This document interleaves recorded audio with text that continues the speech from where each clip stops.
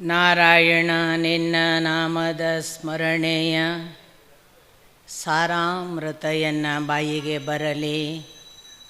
ಬಾರಂಗ ಕನಸಿನೊಳಗಲಿ ನನಸಿನೊಳಗಲಿ ಮನಸ್ಸು ಕೆಟ್ಟಿರಲಿ ಮುನಿದಿರಲಿ.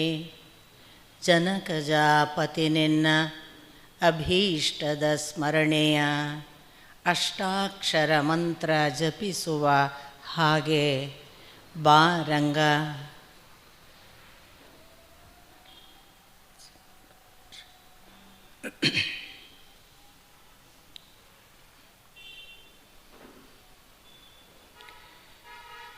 ನಾರಾಯಣಂ ನಮಸ್ಕೃತ್ಯ ನರಂಚೈವ ನರೋತ್ತಮಂ ದೇವೀಂ ಸರಸ್ವತೀಂ ವ್ಯಾಸಂ ತತೋ ಜಯಮುದೀರಯೇತ್.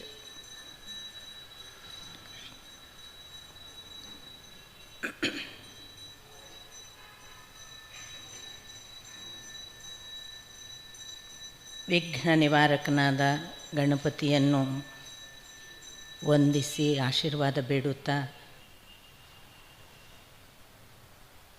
ಕೃಷ್ಣ ಭಕ್ತಿಯಿಂದ ಭಗವದ್ಗೀತೆಯ ಆಲಿಸುವಿಕೆಗೆ ಬಂದ ಎಲ್ಲ ಸದ್ಭಕ್ತರನ್ನು ಹಿರಿಕಿರಿಯ ಪದತಲಕ್ಕೆ ಹಣೆ ಹಚ್ಚಿ ನಮಸ್ಕಾರ.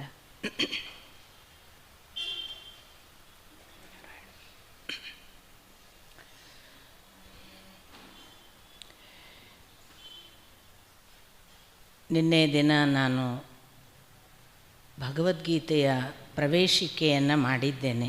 ಒಂದು ದೃಷ್ಟಿಯಿಂದ ಭಗವದ್ಗೀತೆಯ ಪ್ರವೇಶಿಕೆ ಅಂತಂದರೆ ಅದು ಪೂರ್ವ ಪೀಠಿಕೆಯೂ ಹೌದು, ಪ್ರಥಮ ಅಧ್ಯಾಯವೂ ಹೌದು. ಆ ಪೂರ್ವ ಪೀಠಿಕೆಯನ್ನು ನಾನು ನಿಮ್ಮ ಮುಂದೆ ಅರಿಕೆ ಮಾಡುವಾಗ ಅದು ಹೇಗೆ ಒಂದು ಸಂಜಯನಿಂದ ನಮಗೆ ಕೃಪಾಪೋಷಿತವಾಗಿ ಬಂತು ಮತ್ತು ಸಂಜಯ ಎಷ್ಟು ಅರ್ಹನಿದ್ದ ಅನ್ನುವ ಅಂಶಗಳನ್ನೆಲ್ಲ ನಾನು ಒಂದು ಸಾರಥಿಯ ಹಿನ್ನೆಲೆಯಲ್ಲಿ ಕೂಡ ಪರಿಭಾವಿಸಿದ್ದೆ. ಆ ನಂತರದಲ್ಲಿ ನಾವು ಅದನ್ನು ಕೃಷ್ಣನ ಸಂದರ್ಭಕ್ಕೆ ಬಂದಾಗ ನಾನು ಕೆಲವು ವಿಷಯಗಳನ್ನು ಹೇಳ್ತಾ ಅದು ಅರ್ಜುನನ ನಪುಂಸಕತ್ವ ಅಲ್ಲ, ಕೃಷ್ಣನ ಮಾಸ್ಟರ್ ಪ್ಲ್ಯಾನ್. ಕೃಷ್ಣನಲ್ಲದೆ ಇದ್ದಿದ್ದರೆ ಅರ್ಜುನ ಹಾಗೆ ಆಗ್ತಿರಲಿಲ್ಲ. ಅರ್ಜುನನನ್ನು ಹಾಗೆ ಮಾಡುವುದು ಕೃಷ್ಣನ ಉದ್ದೇಶ.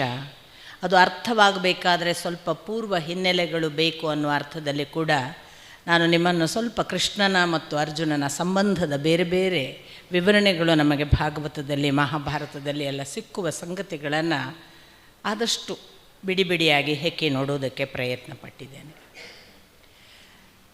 ಇಲ್ಲಿ ಇನ್ನೊಂದು ಬಹಳ ಮುಖ್ಯವಾದ ವಿಷಯವನ್ನು ನಾವು ಗಮನಿಸಬೇಕು. ಕೃಷ್ಣನಿಗೆ ಕೋಪ ಬಂತು, ಕೃಷ್ಣ ಸಿಟ್ಟಿನಿಂದಲೇ ಉತ್ತರ ಕೊಟ್ಟಿದ್ದಾನೆ, ಕೃಷ್ಣನಿಗೆ ಇವನ ಹೇಳಿತನ ಇಷ್ಟವಾಗಲಿಲ್ಲ ಅನ್ನೋದನ್ನು ಹೇಳುವ ಸಾಕಷ್ಟು ವಿದ್ವಾಂಸರಿದ್ದಾರೆ. ಅವರೆಲ್ಲರ ಬಗ್ಗೆ ನನಗೆ ಅಪಾರ ಗೌರವ ಇದ್ದೇ ನನ್ನ ಭಿನ್ನಾಭಿಪ್ರಾಯಗಳನ್ನು ನಾನು ವ್ಯಕ್ತಪಡಿಸೋದು.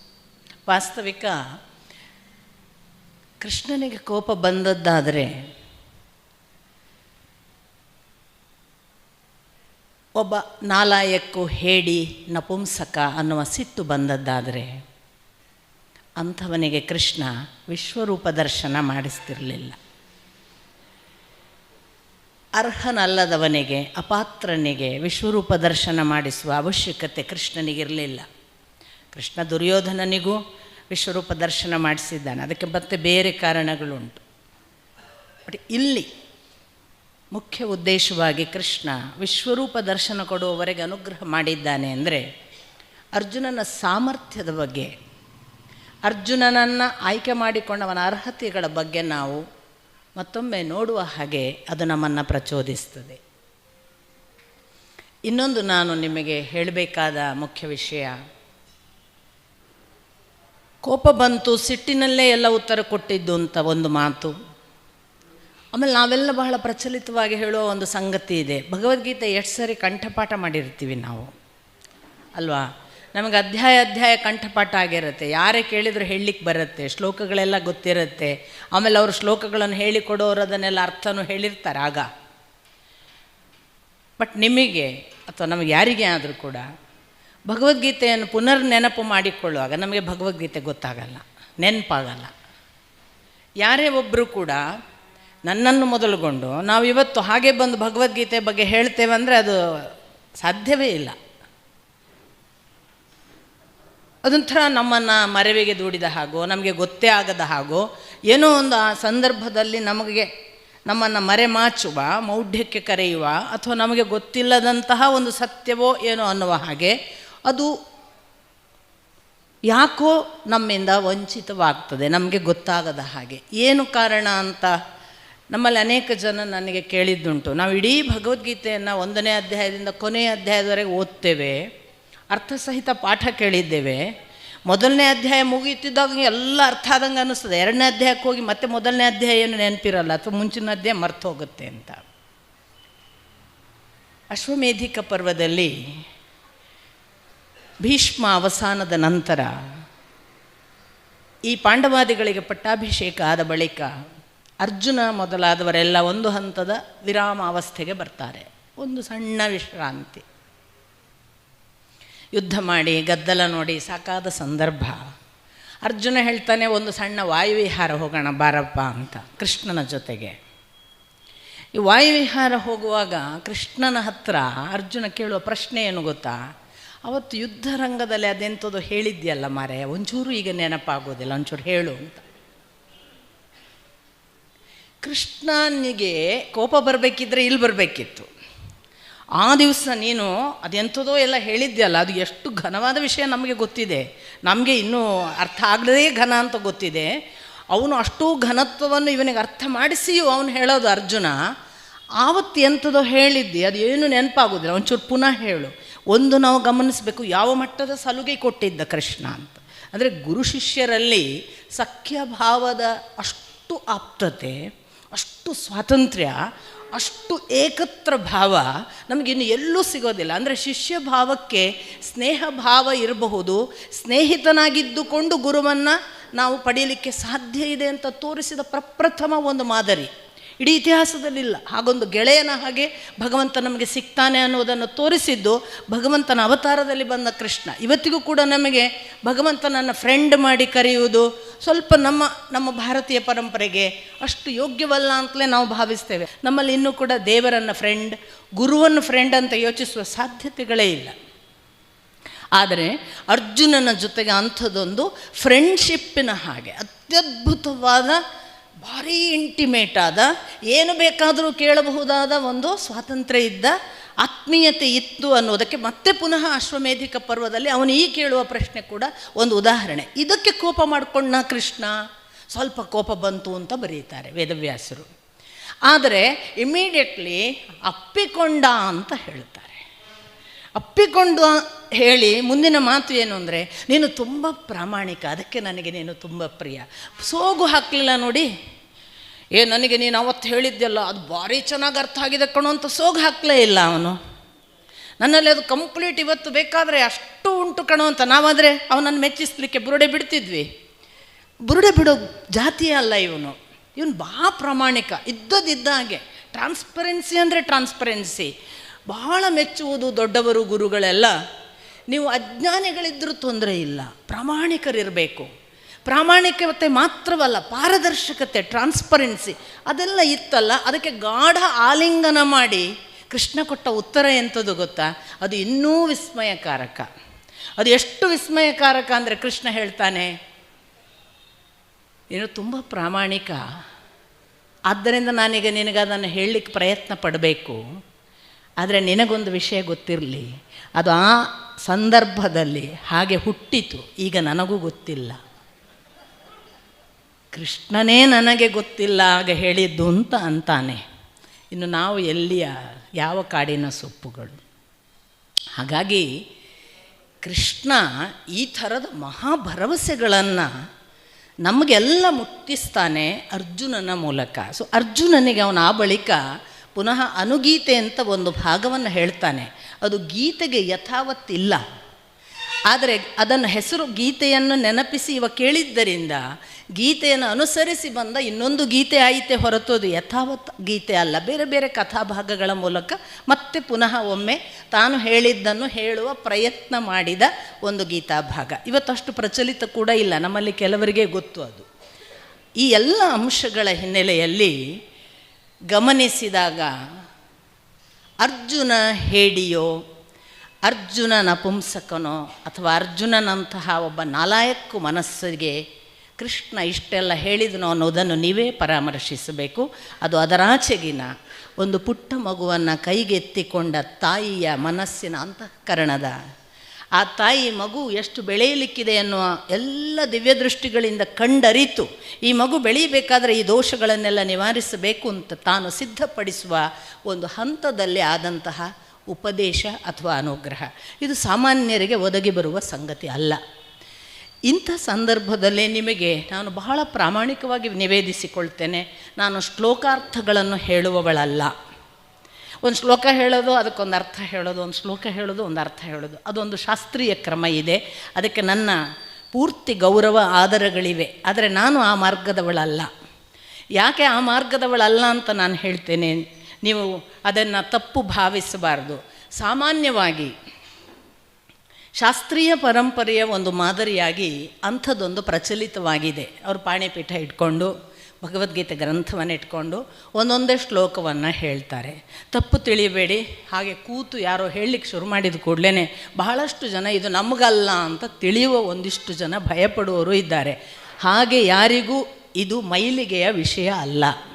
ಭಗವದ್ಗೀತೆ, ಭಾಗವತ ಮತ್ತು ಮಹಾಭಾರತ, ರಾಮಾಯಣಗಳು ಜಗತ್ತಿನ ಎಲ್ಲ ಜೀವರಾಶಿಗಳಿಗೆ ಸಲ್ಲಬಹುದಾದ ಮತ್ತು ಸಲ್ಲಲೇಬೇಕಾದ ಅದ್ಭುತವಾದ ತತ್ವಶಾಸ್ತ್ರ. ಜಾತಿ ಮತ ಭೇದಗಳಿಲ್ಲದೆ ನಮಗೆ ಗೊತ್ತಿರುವ ಸಂಸ್ಕೃತದ ಅರ್ಥದಿಂದ ಹೇಳುವುದೇ ಸರಿ ಅನ್ನುವ ಪೂರ್ವಗ್ರಹಗಳಾಚೆಗೆ ಅದರ ತತ್ವಸಾರವನ್ನು ಕೊಟ್ಟರೆ ಒಂದು ಮಗು ಕೂಡ ಉದ್ಧಾರ ಆಗಬಹುದು ಅನ್ನುವುದನ್ನು ಉಳ್ಳ ಅತ್ಯಂತ ಶಕ್ತಿಯುತವಾದ ಒಂದು ಸತ್ವ. ಅದರಿಂದ ಅದನ್ನು ನಾನು ಆದಷ್ಟು ಅಂದರೆ ನನಗೆ ಅಲ್ಲಲ್ಲಿ ನೆನಪಾದರೆ, ನನಗೆ ನೋಡಿ ನಾನು ಬಹಳ ನೆನಪಿನ ಹಿಂದೆ ಹೋಗುವವಳು ಕೂಡ ಅಲ್ಲ.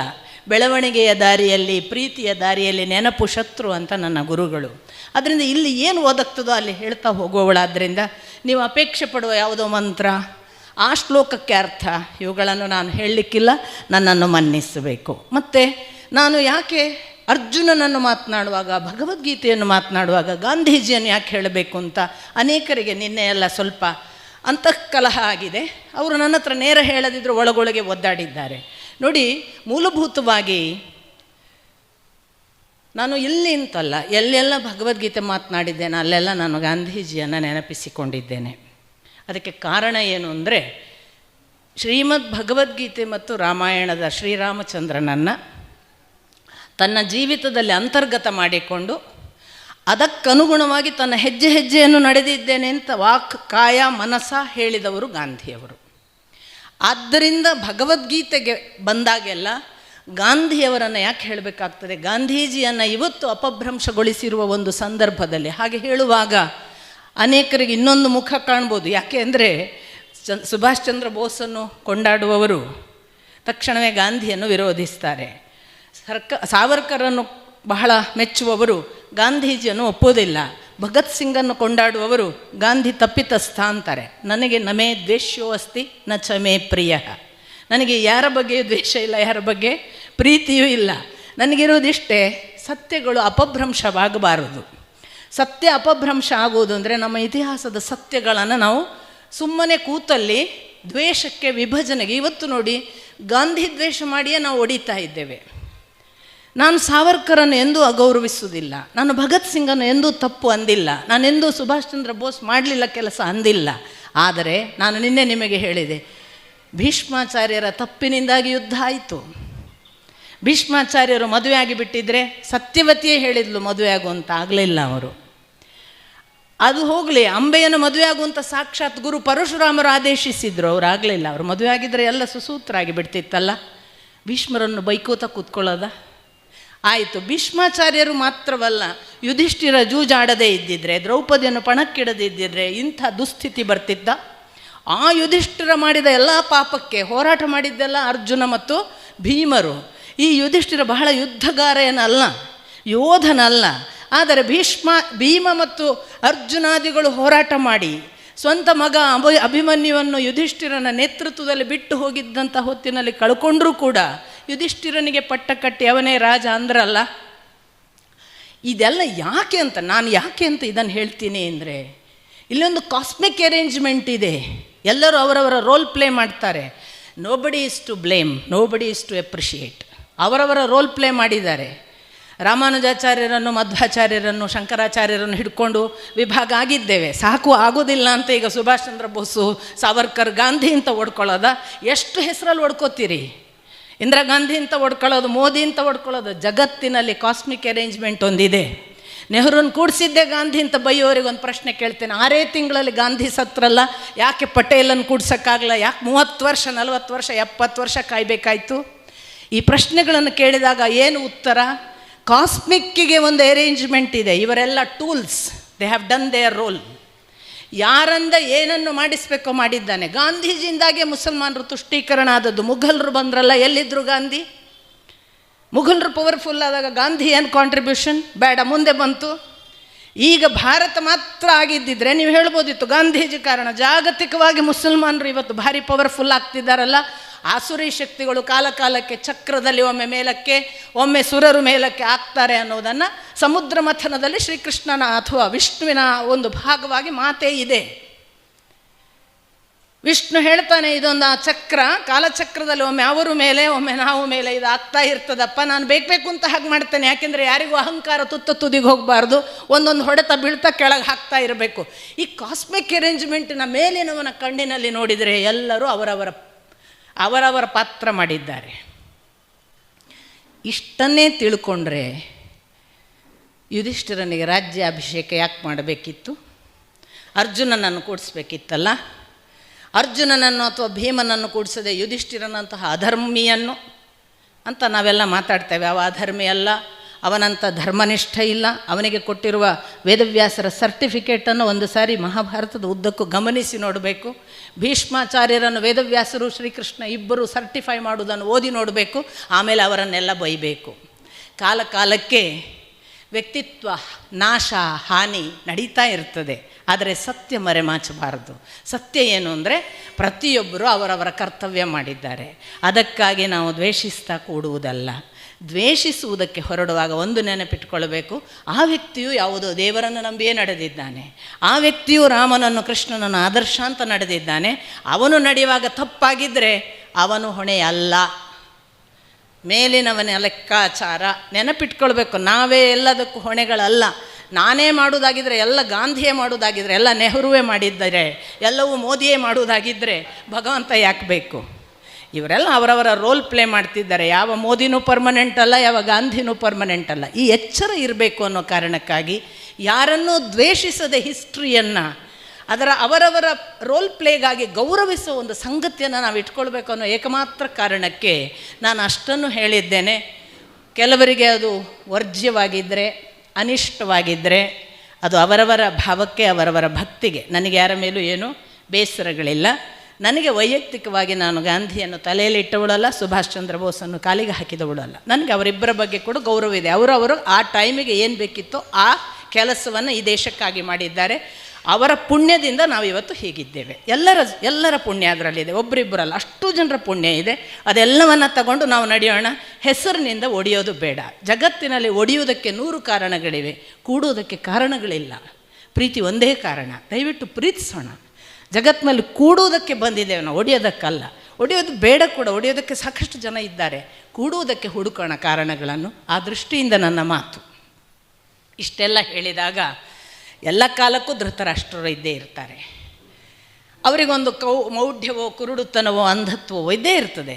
ಮಾಮಕಾಹ ಪಾಂಡವಾಶ್ಚೈವ ಅಂತಲೇ ಪ್ರಾರಂಭ ಮಾಡಿದವ ಅವನು.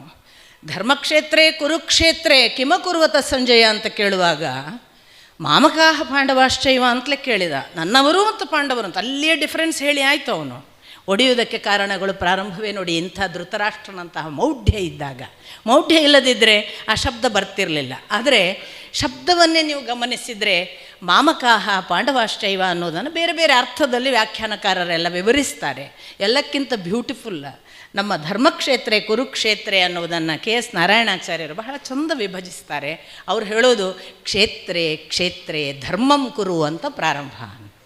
ಅದು ಧರ್ಮಕ್ಷೇತ್ರೇ ಕುರುಕ್ಷೇತ್ರೇ ಅಲ್ಲ, ಕ್ಷೇತ್ರೇ ಧರ್ಮಂ ಕುರು ಅನ್ನೋದು ಮಾತಿನ ಆರಂಭ. ಇದೊಂದು ದೊಡ್ಡ ಪೀಠಿಕೆ ಅಂತ ಭಗವದ್ಗೀತೆಗೆ, ಅವರವರ ಕಾಣಿಕೆ, ಒಂದು ಶ್ಲೋಕ ಹೇಗೆಲ್ಲ ಅರ್ಥ ಆಗಬಹುದು ಅಂತ.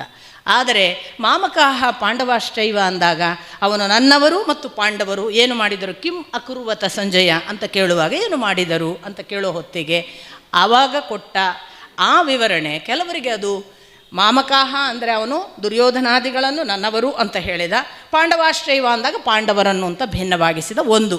ಇನ್ನೊಂದು ಮಮಕಾರಕ್ಕೆ ಒಳಗಾದ ನನ್ನವರು ಅಂತ. ಮಮಕಾರ, ಅದು ಮಾಮಕ ಅನ್ನೋದು ಮಮಕಾರ ಅಂತ ಅರ್ಥ ಮಾಡುವವರು ಇದ್ದಾರೆ. ಇವನ ಮಮಕಾರಕ್ಕೆ ಒಳಗಾದವರು ಇವನವರು, ಇವನ ಮಮಕಾರಕ್ಕೆ ಒಳಗಾದವರು ಹೊರಗಿನವರು ಅಷ್ಟೇ. ಹಾಗಾಗಿ ಮಮಕಾರವೇ ಅವನಲ್ಲಿ ಡಾಮಿನೇಟಿಂಗ್ ಇತ್ತು. ಆ ಮಮಕಾರದ ಕಾರಣದಿಂದ ಅವರನ್ನು ಮಾಮಕಾಹ ಅಂತ ಹೇಳಿದ. ಈ ಮಮಕಾರ ಯಾವತ್ತೂ ಕೂಡ ಇಂದ್ರಿಯಗಳಿಂದ ಪ್ರಚೋದಿತ. ಈ ಇಂದ್ರಿಯ ಪ್ರಚೋದಿತವಾದದ್ದು ಎಲ್ಲವೂ ಕೂಡ ಅಂತ್ಯವಾಗಲಿಕ್ಕೆ ಬಂದಿದೆ ಅನ್ನುವುದು ಇನ್ನಿತರ ಅನೇಕರು ಕೊಡುವಂತಹ ಮಾತು. ಆಮೇಲೆ ಪರ್ಯಾಪ್ತಮ್ ಅಪರ್ಯಾಪ್ತಮ್ ಅನ್ನುವ ದುರ್ಯೋಧನನ ಮಾತು, ಅದಕ್ಕೂ ವಿವರಣೆಗಳಿವೆ. ನಾನು ಬಹಳ ಅಂಥವುಗಳನ್ನು ಹೆಚ್ಚು ಹೇಳೋದಿಲ್ಲ, ಯಾಕೆಂದರೆ ಇವೆಲ್ಲ ಒಂಥರ ಶಬ್ದದ ಹಿನ್ನೆಲೆಯಲ್ಲಿ ಅರ್ಥ ಸಾಧ್ಯತೆಗಳ ಊಹೆ ಮಾತ್ರವೇ ಹೊರತು ನಮ್ಮ ಒಬ್ಬ ಮುಖ್ಯ ಪಾತ್ರನಿದ್ದಾನಲ್ಲ, ಕುಸಿದು ಬಿದ್ದ ಅರ್ಜುನ, ಎದ್ದು ನಿಲ್ಲಿಸಲಿಕ್ಕೆ ಸಿದ್ಧನಾದ ಕೃಷ್ಣ, ಇವರ ಮಧ್ಯೆ ಏನು ನಡೆಯಿತು ಅಂತತಃ ಆಂತರಂಗಿಕವಾದ ಅವರಿಬ್ಬರ ನಡುವಿನ ಸಂವೇದನೆಗಳೇನು, ಯಾವ ರೀತಿಯ ಕಾನ್ವರ್ಸೇಷನ್ ಅದು, ಮೌನವಾಗಿಯೇ ಎಂಥೆಂಥದ್ದನ್ನು ಅಲ್ಲಿ ದಾಟಿಸಿದ್ದ, ಇವುಗಳು ನನಗೆ ಬಹಳ ಮುಖ್ಯವಾದ ಸಂಗತಿ. ಆದ್ದರಿಂದ ಈ ಒಂದು ದೃಷ್ಟಿಯಿಂದ ಅಂದರೆ ದುರ್ಯೋಧನನಿಗೆ ಒಂದು ಅತೃಪ್ತಿ ಇತ್ತು ಅನ್ನುವುದು ಸಹಜ. ಅದಕ್ಕೆ ಅವನು ಪರ್ಯಾಪ್ತಮ್ ಅಂತ ಹೇಳೋಗ ಅವರಿಗೆ ಹೇಳ್ತಾನೆ, ಅಪರ್ಯಾಪ್ತಮ್ ಅಂತ ಹೇಳೋಗ ತನಗೆ ಹೇಳ್ತಾನೆ ಅಂತ ಇವರು ಭಾವಿಸ್ತಾರೆ ವ್ಯಾಖ್ಯಾನಕಾರರು. ಯಾಕೆಂದರೆ ಪರ್ಯಾಪ್ತಮ್ ಅನ್ನೋದಕ್ಕೆ ಇಷ್ಟೇಯ ಅನ್ನೋ ಅರ್ಥವೂ ಬರುತ್ತೆ. ಅಪರ್ಯಾಪ್ತಮ್ ಅಂದರೆ ಈ ಸಾಲದಷ್ಟು ಅನಂತವಾದಷ್ಟು ಇದೆ ಅಂತ, ಪರ್ಯಾಪ್ತಮ್ ಅಂದರೆ ಕಡಿಮೆ ಅನ್ನೋ ಅರ್ಥಗಳನ್ನೆಲ್ಲ ಇಂಟರ್ಪ್ರಿಟ್ ಮಾಡ್ತಾರೆ. ಒಟ್ಟು ದುರ್ಯೋಧನನಿಗೆ ಫ್ರಮ್ ದಿ ಬಿಗಿನಿಂಗ್ ತಾವು ಅಪರಿಪೂರ್ಣರು, ಅವರು ಪರಿಪೂರ್ಣರು ಅನ್ನೋದು ಇತ್ತು ಅನ್ನುವ ಸೂಚನೆಗಳನ್ನೆಲ್ಲ ಆ ಮಾತುಗಳು ಕೊಡ್ತಾವೆ ಅಂತ. ಇವು ಯಾವುವೂ ಅರ್ಜುನನಿಗೆ ಗೊತ್ತಿಲ್ಲ, ಮಾತುಕತೆ ನಡೆಯುವುದು. ಆದರೆ ಯುದ್ಧ ಮಾಡಬೇಕು ಅಂತ ಹೊರಟಾಗ ಈ ಪಾಂಚಜನ್ಯವನ್ನು ಕೃಷ್ಣನು, ದೇವದತ್ತವನ್ನು ಧನಂಜಯನು ಊದಿದ್ರು, ಮತ್ತಿತರರೆಲ್ಲ ಯಾವ ಶಂಖಗಳನ್ನು ಊದಿದ್ರು ಅನ್ನೋ ಲಿಸ್ಟ್ ನಿಮಗೆ ಗೊತ್ತಿದೆ. ಒಂದು ವಿವರಣೆ ಬರುತ್ತೆ ಸಂಜೆಯ ಮುಂಚಿನ ವಿವರಣೆಯಲ್ಲಿ ಹೇಳುವಾಗ, ಈ ಶಂಖ ಊದಿದಾಗ ಅದು ಯಾವ ಮಟ್ಟಕ್ಕೆ ಭೀತಿಯ ವಾತಾವರಣ ಹುಟ್ಟಿಸಿತ್ತು ಅಂದರೆ, ನಿಂತುಕೊಂಡಿದ್ದ ಅಲ್ಲಿ ಇದ್ದಂತಹ ಅನೇಕ ಯೋಧರು ಕೂಡ ಮೂತ್ರ ವಿಸರ್ಜನೆ ಮಾಡಿದ್ದಾರೆ ಅಂತ ಒಂದು ಉಲ್ಲೇಖ ಇದೆ. ಅಂದರೆ ಅದು ಸಾಮಾನ್ಯ ಮಟ್ಟದ ಯುದ್ಧ ಘರ್ಜನೆ ಆಗಿರಲಿಲ್ಲ. ಹಾಗಾದರೆ ಈ ಸಾಮಾನ್ಯ ಮಟ್ಟದ ಯುದ್ಧ ಘರ್ಜನೆ ಆಗಿರಲಿಲ್ಲ, ಆದ್ದರಿಂದ ಅರ್ಜುನ ಹೆದರಿದ್ನ ಅಲ್ಲ. ಯಾಕೆ ಗೊತ್ತಾ? ನೆಕ್ಸ್ಟ್ ಅವನ ಮಾತು ಮೊದಲು ಕೂಡ ಯುಧಿಷ್ಠಿರನಿಗೆ ಹೇಳಿದ್ದಾನೆ ಅಂತ ನಾನಂದೆ, ನೀನು ಯಾಕೆ ಹೆದರ್ತೀವಿ, ವಿಷಾದ ಪಡುವ ಸಮಯ ಅಲ್ಲ, ನಮ್ಮ ಜೊತೆಗೆ ಕೃಷ್ಣ ಇದ್ದಾನೆ ಅಷ್ಟೇ ಹೇಳಲಿಲ್ಲ ಅವನು. ಕೃಷ್ಣ ಮಾತ್ರ ಇದ್ದಾನೆ ಅಂತ ಭಾವಿಸಬೇಡ, ನಮ್ಮ ಜೊತೆಗೆ ಧರ್ಮ ಇದೆ, ಸತ್ಯ ಇದೆ, ಪ್ರಾಮಾಣಿಕತೆ ಇದೆ, ಪ್ರಯತ್ನಶೀಲತೆ ಇದೆ. ಸತ್ಯ, ಧರ್ಮ, ದಯೆ ಮತ್ತು ಪ್ರಯತ್ನಶೀಲತೆ ನಮ್ಮ ಜೊತೆಗಿರೋದ್ರಿಂದ ನಮಗೆ ಸೋಲಾಗುವುದಿಲ್ಲ. ಈ ನಾಲ್ಕು ಇದ್ದರೆ ಸಾಲೋದಿಲ್ಲ. ಕೃಷ್ಣ ದೈವ, ಅವನು ಇದ್ದಾನೆ, ಆದ್ದರಿಂದ ಗೆಲ್ತೇವೆ ಅಂತ ಯುಧಿಷ್ಠಿರನಿಗೆ ಒಂದು ಭರವಸೆ ಕೊಟ್ಟಂತಹ ಕೃಷ್ಣ, ಐ ಮೀನ್ ಅರ್ಜುನ, ಮುಂದೆ ನನ್ನನ್ನೊಮ್ಮೆ ಈ ಸೇನೆಯೋರು ಉಭಯೋರ ಮಧ್ಯೆ ಸ್ಥಾಪಯಿತು ಅಂತ ಕೇಳಿಕೊಂಡವನು. ಅವನು ಕೃಷ್ಣ ಯಾಕೆ ಮಾಸ್ಟರ್ ಪ್ಲ್ಯಾನ್ ಅನ್ನೋದಕ್ಕೆ ಇಲ್ಲೆಲ್ಲ ಸೂಚನೆಗಳಿವೆ ನೋಡಿ. ಕೃಷ್ಣ ಅಷ್ಟು 11 ಅಕ್ಷೋಹಿಣಿ ಸೇನೆ ಇತ್ತು. ಯಾರೋ ಕಾಕಪೋಕರ ಹತ್ರ ಹೋಗಿ ನಿಲ್ಲಿಸಬಹುದಿತ್ತಲ್ಲ, ಅವನು ಯಾಕೆ ಭೀಷ್ಮ ದ್ರೋಣರ ಮುಂದೆ ನಿಲ್ಲಿಸಿದ? ಯಾಕೆ ದುರ್ಯೋಧನ ಮತ್ತು ಇತರ ಯಾವ ಸಹೋದರ ಬಂಧುಗಳು ಅಂತ ಇವ ಭಾವಿಸ್ತಾನೆ, ಮಾತುಲ, ಪುತ್ರಾನ್, ಪೌತ್ರಾನ್ ಅಂತ ಯಾರನ್ನ ಭ್ರಾತೃನಂತೆಲ್ಲ ಭಾವಿಸ್ತಾನೆ, ಅವನ ಮುಂದೆಯೇ ಯಾಕೆ ಹೋಗಿ ನಿಲ್ಲಿಸಿದ? ಇಲ್ಲಿಯೇ ಕೃಷ್ಣನ ಮಾಸ್ಟರ್ ಪ್ಲ್ಯಾನ್ನ ಇಂಪ್ಲಿಮೆಂಟೇಷನ್ ಟು ಟೆಸ್ಟ್. ಹೌದು, ಇದೇ ಅರ್ಜುನನಿಗೆ ಇದೇ ಭ್ರಾತೃನ್, ಪುತ್ರಾನ್, ಪೌತ್ರಾನ್, ಶ್ವಶುರಾನ್ ಯಾರೆಲ್ಲ ಇದ್ದಾರೆ, ಅಥವಾ ದ್ರೋಣ, ಭೀಷ್ಮ ಮೊದಲಾದ ಗುರುಗಳು, ಇವರು ಎಲ್ಲರನ್ನು ಕೂಡ ವಿರಾಟ ಪರ್ವದಲ್ಲೂ ಎದುರಾಬದುರಾಗಿದ್ದಾನಲ್ಲ. ವಿರಾಟ ಪರ್ವದಲ್ಲಂತೂ ಆರಂಭದಲ್ಲಿ ಗುರುವಿಗೆ ನಮಸ್ಕರಿಸದೆ ಶಿಷ್ಯ ಬಾಣಪ್ರಯೋಗ ಮಾಡುವ ಹಾಗಿಲ್ಲ. ಅಂಥದ್ದೊಂದು ಧರ್ಮ ಪರಂಪರೆ ಆ ಕಾಲಕ್ಕೂ ಇತ್ತು. ಈಗಿನಲ್ಲಿ ಕಲಿಯುಗದಲ್ಲಿ ಗುರುವು ಶಿಷ್ಯನಿಗೆ ನಮಿಸಿ ಆಗಲಿ ಎಂದರೆ ಮಹಾಪ್ರಸಾದ ಎಂಬೆನೋ ಅನ್ನೋ ಅಲ್ಲಮನ ಮಾತಿನ ಹಾಗೆ ಈಗಿನ ಕಾಲ ಅಲ್ಲ. ಆಗಿನ ಕಾಲದಲ್ಲಿ ಗುರು ಒಬ್ಬನಿಗೆ ನಮಿಸದೆ ಶಿಷ್ಯ ಮುಂದೆ ಹೆಜ್ಜೆ ಇಡ್ತಿರಲಿಲ್ಲ. ಅರ್ಜುನನಿಗೆ ಬೃಹನ್ನಳೆಯ ವೇಷದಲ್ಲಿದ್ದಾನೆ. ಬಾಣವನ್ನು ಹೂಡಿ ಯುದ್ಧ ಪ್ರಾರಂಭ ಮಾಡಬೇಕಾದ್ರೆ ಧರ್ಮ ಸಂಕಟ, ಗುರುವಿನ ಆಶೀರ್ವಾದ ತೆಗೆದುಕೊಳ್ಳದೆ ಹೇಗೆ ಪ್ರಾರಂಭ ಮಾಡೋದು? ಹಾಗಂತ ನಾನು ಗುರುವಿನ ಹತ್ರ ಹೋಗಿ ನಮಸ್ಕಾರ ಮಾಡಿದರೆ ಬೃಹನ್ನಳೆ ಅಂತ ಅನ್ನೋದು ಅಲ್ಲ ಅಂತ ಗೊತ್ತಾಗತ್ತೆ. ಅರ್ಜುನ ಅನ್ನೋದನ್ನು ಪ್ರಕಟಿಸಬೇಕಾಗತ್ತೆ. ಇನ್ನೂ ಅಜ್ಞಾತವಾಸ ಮುಗುದಿಲ್ಲ, ಪ್ರಕಟಿಸುವ ಹಾಗಿಲ್ಲ. ಈ ಧರ್ಮ ಸಂಕಟದಲ್ಲಿ ಹೇಗಾದರೂ ಮಾಡಿ ಗುರುವಿಗೆ ವಂದಿಸಬೇಕು ಅಂತ ಅರ್ಜುನ ಮಾಡಿದ ನಿರ್ಣಯ ಏನು ಅಂದರೆ, ನಾನು ಹೇಗಾದರೂ ಗುರುವಿಗೆ ವಂದಿಸಬೇಕು. ಹೇಗೆ ವಂದಿಸಬೇಕು? ಅವರು ಕಲಿಸಿದ ವಿದ್ಯೆಯ ಮೂಲಕ ವಂದಿಸಬೇಕು.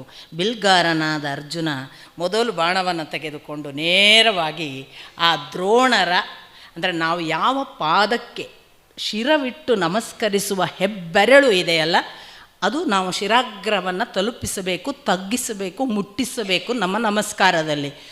ಆ ಹೆಬ್ಬೆರಳಿಗೆ ನಮಸ್ಕರಿಸಬೇಕು. ಈಗ ಇವನು ಇಲ್ಲಿಂದ ಹೀಗೆ ಆ ರಥದಲ್ಲಿರುವ ದ್ರೋಣಾಚಾರ್ಯರಿಗೆ ಬಾಣ ಬಿಟ್ಟರೆ ಹೆಬ್ಬೆಟ್ಟಿನ ತುದಿಗೆ, ಹಾಗಂತ ಹೆಬ್ಬೆಟ್ಟಿನ ಚರ್ಮಕ್ಕೂ ಸೋಂಕಲಿಲ್ಲ, ಹೆಬ್ಬೆಟ್ಟು ಅಲ್ಲ ಅನ್ನಕ್ಕೆ ಸಾಧ್ಯ ಇಲ್ಲ. ಕೂದಲೆಳೆಯ ಡಿಫರೆನ್ಸಿನಲ್ಲಿ ಬಾಣ ಬಂದು ಬಿದ್ದಾಗ ದ್ರೋಣಾಚಾರ್ಯರು ಅಂದುಕೊಂಡ್ರಂತೆ, ಇದು ನನ್ನ ಶಿಷ್ಯ ಅರ್ಜುನ. ಇದು ಅಂದರೆ ಸಾಮಾನ್ಯನಲ್ಲ ಅರ್ಜುನ ಅನ್ನೋದಕ್ಕೆ. ಅಂಥ ಅರ್ಜುನ ಇವತ್ತು ಪುನಃ ಮುಖಾಮುಖಿಯಾದಾಗ, ಆವತ್ತು ವಿರಾಟ ಪರ್ವದಲ್ಲಿ ಕೃಷ್ಣ ಮುಂದೆ ಇಲ್ಲದೇ ಇರುವಾಗ ಗೆದ್ದವನು, ಇಷ್ಟು ಜನರನ್ನು ಅವರನ್ನು ಸೋಲಿಸಿ ವಾಪಸ್ ಕಳುಹಿಸಿದವನು.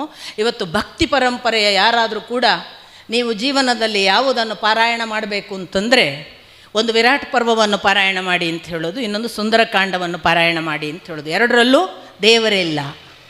ವಿರಾಟ ಪರ್ವದಲ್ಲೂ ಕೃಷ್ಣನಿಲ್ಲ, ಸುಂದರಕಾಂಡದಲ್ಲೂ ರಾಮನಿಲ್ಲ.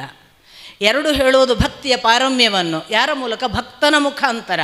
ಕೃಷ್ಣ ಬೆನ್ನಿಗಿದ್ದದ್ದರಿಂದ ಅರ್ಜುನ ಗೆದ್ದಿದ್ದಾನೆ ಅನ್ನುವುದು ಭಕ್ತಿ ಶ್ರದ್ಧೆಯ ಫಲ. ಇಲ್ಲಿ ಸುಂದರಕಾಂಡದಲ್ಲಿ ಹನುಮಂತನಿಗೆ ಆ ರಾಮ ಭಕ್ತಿ ಇದ್ದದ್ರಿಂದ ಅವನ ಸುಂದರಕಾಂಡ ಅಷ್ಟು ಯಶಸ್ವಿ, ವಿಜಯಿ. ಇದನ್ನು ಹೇಳುವುದಕ್ಕಾಗಿ ಪಾರಾಯಣವನ್ನು ಮಾಡುವಾಗ ದೇವರಿಲ್ಲದ ಭಕ್ತಿಯ ಪಾರಮ್ಯ ಬೇಕಾದರೆ, ನಮ್ಮೊಳಗೆ ಭಕ್ತಿ ಅಂತರ್ಗತವಾಗಬೇಕಾದ್ರೆ ಆ ಭಕ್ತರನ್ನು ನೆನೆಯಿರಿ, ದೇವರನ್ನಲ್ಲ. ದೇವರನ್ನು ನೆನೆಯುವುದಕ್ಕೆ ಭಕ್ತರು ಮಾಧ್ಯಮ. ಈ ಅರ್ಥದ ಒಂದು ದೊಡ್ಡ ಸಂದೇಶವನ್ನು ಕೊಟ್ಟ ಅರ್ಜುನನ ವಿರಾಟ ಪರ್ವದ ಗೆಲುವು ಇಲ್ಲಿ ಎದುರಾಬದುರಾದಾಗ ಅಷ್ಟು ಸಂಕುಚಿತವಾಗಿ, ಅರೆ ನಾನು ಇವರನ್ನು ಕೊಲ್ಲೋದಾ? ಇವರನ್ನು ಕೊಂದು ನಾನು ಯಾವ ಮೋಕ್ಷವನ್ನು ಅನುಭವಿಸಲಿ? ಇವರನ್ನೆಲ್ಲ ಕೊಂದ ನಂತರದ ಆ ಭೋಗ ಸಾಮ್ರಾಜ್ಯ ಯಾಕೆ? ನಾನು ಯಾವ ಒಂದು ಸಾಮ್ರಾಜ್ಯದ ಊಟ ಮಾಡಬೇಕು ಅಂತ ಹೊರಟಿದ್ದೇನೆ, ಅದು ರಕ್ತದ ಊಟ ಅಲ್ವಾ? ಅಂತೆಲ್ಲ ಮಾತಾಡ್ತಾ ಇಲ್ಲ ನಾನಿವರನ್ನು ಕೊಲ್ಲುವುದಿಲ್ಲ. ನೋಡಿ, ಇಷ್ಟು ನೆನಪಿಟ್ಕೊಳ್ಬೇಕು. ಹೇಡಿಯಾಗಿದ್ದರೆ, ನಪುಂಸಕನಾಗಿದ್ದರೆ, ಭೀತನಾಗಿದ್ದರೆ, ಇವರು ನನ್ನನ್ನು ಕೊಂದರೆ ನಾನು ಇಲ್ಲವಾದರೆ ಅಂತ ಮಾತಾಡಬೇಕಿತ್ತು. ಅವನಿಗೆ ಖಚಿತ ಗೊತ್ತು ನಾನು ಗೆಲ್ತೇನೆ, ಅವನಿಗೆ ಖಚಿತ ಗೊತ್ತು ನಾನು ಅವರನ್ನು ಕೊಲ್ತೇನೆ, ನನ್ನನ್ನು ಕೊಂದರೆ ಅಂತ ಎಲ್ಲೂ ಮಾತಾಡಿಲ್ಲ ಅವನು. ಹೇಡಿಯ ಮಾತಲ್ಲ ಅದು, ಇಷ್ಟು ಸ್ಪಷ್ಟ ಇದೆ. ಆದರೂ ಯಾಕೆ ಅವನನ್ನು ಹೇಡಿ ಅಂತಾನೆ ತನಗೆ ಆಶ್ಚರ್ಯ ಆಗುತ್ತೆ. ಅವನ ಮಾತು ಇಡೀ ಓದಿ, ಅವರು ಸತ್ತರೆ, ಅವರನ್ನು ಸತ್ತ ಬಳಿಕ ನಾನು ಪಡೆಯುವ ರಾಜ್ಯ ಯಾಕೆ ಬೇಕು? ಅವರು ಸತ್ತ ಬಳಿಕ ಉಣ್ಣುವ ಭೋಗಾಕಾಂಕ್ಷೆಯ ರಾಜ್ಯದ ಸುಖ ನಾನು ಯಾಕೆ ಉಣ್ಣಲಿ? ಅವರು ಇಲ್ಲವಾದ ಈ ಭೂಮಿಯಲ್ಲಿ ಉಳಿಯುವ, ರಕ್ತ ಕುಡಿದು ಬದುಕುವ ಈ ದೊಡ್ಡ ಸಾಮ್ರಾಜ್ಯದ ಸುಖ ಏನು? ಕಿಮ್ನೋ ಭೋಗ ಅಲ್ವಾ? ಈ ಥರದ ಒಂದು ತನ್ನ ಒಳಗೆ ಆತ್ಮವಿಮರ್ಶೆ ಮಾಡಿಕೊಳ್ಳುವಾಗ ಅರ್ಜುನ ಎಲ್ಲಿಯೂ ಕೂಡ ಅವರು ನನ್ನನ್ನು ಕೊಂದರೆ ಅನ್ನುವ ಭೀತಿಯ ಮಾತಲ್ಲ ಅದು. ನಾನು ಅವರನ್ನು ಕೊಂದರೆ ನಾಳೆ ಇಲ್ಲವಾಗ್ತಾರಲ್ಲ, ಅವರನ್ನು ಕೊಂದು ಉಣ್ಣುವ ಈ ಪಾಪದ ಅನ್ನ ಯಾಕೆ ಅಂತ. ಹಾಗಾಗಿ ಇಡೀ ಅರ್ಜುನನ ದೊಡ್ಡ ಧೀರನ ಸೋಲು ಹೇಗಿರ್ತದೆ ಅಂದರೆ, ದೊಡ್ಡ ಧೀರನಿಗೆ ಇನ್ನೊಬ್ಬರಿಂದ ಸೋಲು ಬರೋದಿಲ್ಲ, ಅವನ ಮೌಢ್ಯದಿಂದಲೇ ಸೋಲು. ಹಾಗಾಗಿ ಅರ್ಜುನನ ಸೋಲನ್ನು ಕೃಷ್ಣ ಅವನ ಮೌಢ್ಯದಿಂದಲೇ ಸೋಲಿಸಲಿಕ್ಕಾಗಿ ಹೂಡಿದ ಒಂದು ತಂತ್ರ. ಆದ್ದರಿಂದಲೇ ಅಲ್ಲಿ ತಗೊಂಡು ಹೋಗಿ ನಿಲ್ಲಿಸಿ ಅವರನ್ನೇ ತೋರಿಸುವ ಹಾಗೆ ಮಾಡಿದ. ಬೇರೆಯವರನ್ನು ತೋರಿಸಿದರೆ ಈ ಮೌಢ್ಯ ಬರ್ತಿರಲಿಲ್ಲ. ಭಾವುಕನಾಗಬೇಕು, ಮೋಹಕ್ಕೆ ಒಳಗಾಗಬೇಕು. ಮೋಹ ಶಬ್ದಕ್ಕೆ ಅಟ್ಯಾಚ್ಮೆಂಟ್ ಅಂತ ನಾವು ಈಗ ಬರೀತೀವಿ ನಮ್ಮ ಅರ್ಥದಲ್ಲಿ. ಅಟ್ಯಾಚ್ಮೆಂಟ್ ಅಂತ ಅರ್ಥ ಅಲ್ಲ, ಭ್ರಾಂತಿ, ಮೌಢ್ಯ ಅಂತ ಸಂಸ್ಕೃತದಲ್ಲಿ ಮೋಹಕ್ಕೆ ಇರುವ, ಅಂದರೆ ಒಂದು ಭ್ರಾಂತಿಗೆ ಒಳಪಡಿಸುವುದು. ನಿಮಗೆ ಗೊತ್ತಿದೆ, ಮಹಾಭಾರತದಲ್ಲಿ ಕರ್ಣ ಅನೇಕ ಸಾರಿ ಗೆಲ್ಲಬಹುದಾದ ಸಂದರ್ಭದಲ್ಲೆಲ್ಲ ಸೋಲ್ತಾನೆ. ಅದು ಹೇಗೆ ಅಂಥ ಧೀರ ಸೋತ ಅಂತ ನಮಗೆ ಕೆಲವೊಮ್ಮೆ ಅನಿಸುತ್ತೆ. ಮತ್ತು ಅವನು ಅಂಥ ಕಾನ್ಫಿಡೆಂಟ್, ಅವನಿಗೆಲ್ಲ ಗೊತ್ತಿದೆ. ಎಲ್ಲೋ ಒಂದು ಕಡೆ ಕೃಷ್ಣ ಹೇಳ್ತಾನೆ, ಬಹಳ ಸಂದರ್ಭಗಳಲ್ಲಿ ಕರ್ಣ ತಾನು ಸೋಲುವ ಹಾಗೆ ನಾನೊಂದು ಮೋಹದ ಬಲೆಯನ್ನು ಬೀಸಿದ್ದೆ ಅಂತ. ನೋಡಿ, ಅವ ಅಲ್ಲಿ ಮಾಡ್ತಾನಾದರೆ ಇಲ್ಲಿಯೂ ಮಾಡಿದ್ದಾನೆ. ಕರ್ಣನಲ್ಲಿ ಮಾಡುವಾಗ ಕರ್ಣ ಸೋಲಲಿಂತಲೇ ಮಾಡಿದ್ದು. ಅರ್ಜುನನಲ್ಲಿ ಮಾಡುವಾಗ ಇವನು ಗೆಲುವನ್ನು ತೆಗೆದುಕೊಂಡು ಬೀಗದೇ ಇರಲಿ, ಗೆಲುವು ಅನ್ನುವುದಕ್ಕೆ ಪೂರ್ವ ಪೀಠಿಕೆಯಾಗಿ ಗೆಲ್ಲುವುದು ನಾನಲ್ಲ ಅವನು ಅನ್ನುವ ಎಚ್ಚರ ಹುಟ್ಟಲಿ. ಇವನು ಗೆಲ್ಲುವುದು ಖಚಿತ, ಆದರೆ ಇವನೇ ಗೆದ್ದೆ ಅನ್ನುವ ದೊಡ್ಡ ಅಹಂಕಾರಕ್ಕೆ ಹೋಗುವುದು ಬೇಡ, ಅದಕ್ಕೆ ಮೊದಲೇ ತಿಳಿಸೋಣ ಅನ್ನುವ ಹಾಗೆ. ಯಾಕೆ ಅಂತಂದರೆ ಇಲ್ಲಿ ಎರಡು ಕೆಲಸಗಳನ್ನು ಮಾಡಿದ್ದಾನೆ ಕೃಷ್ಣ.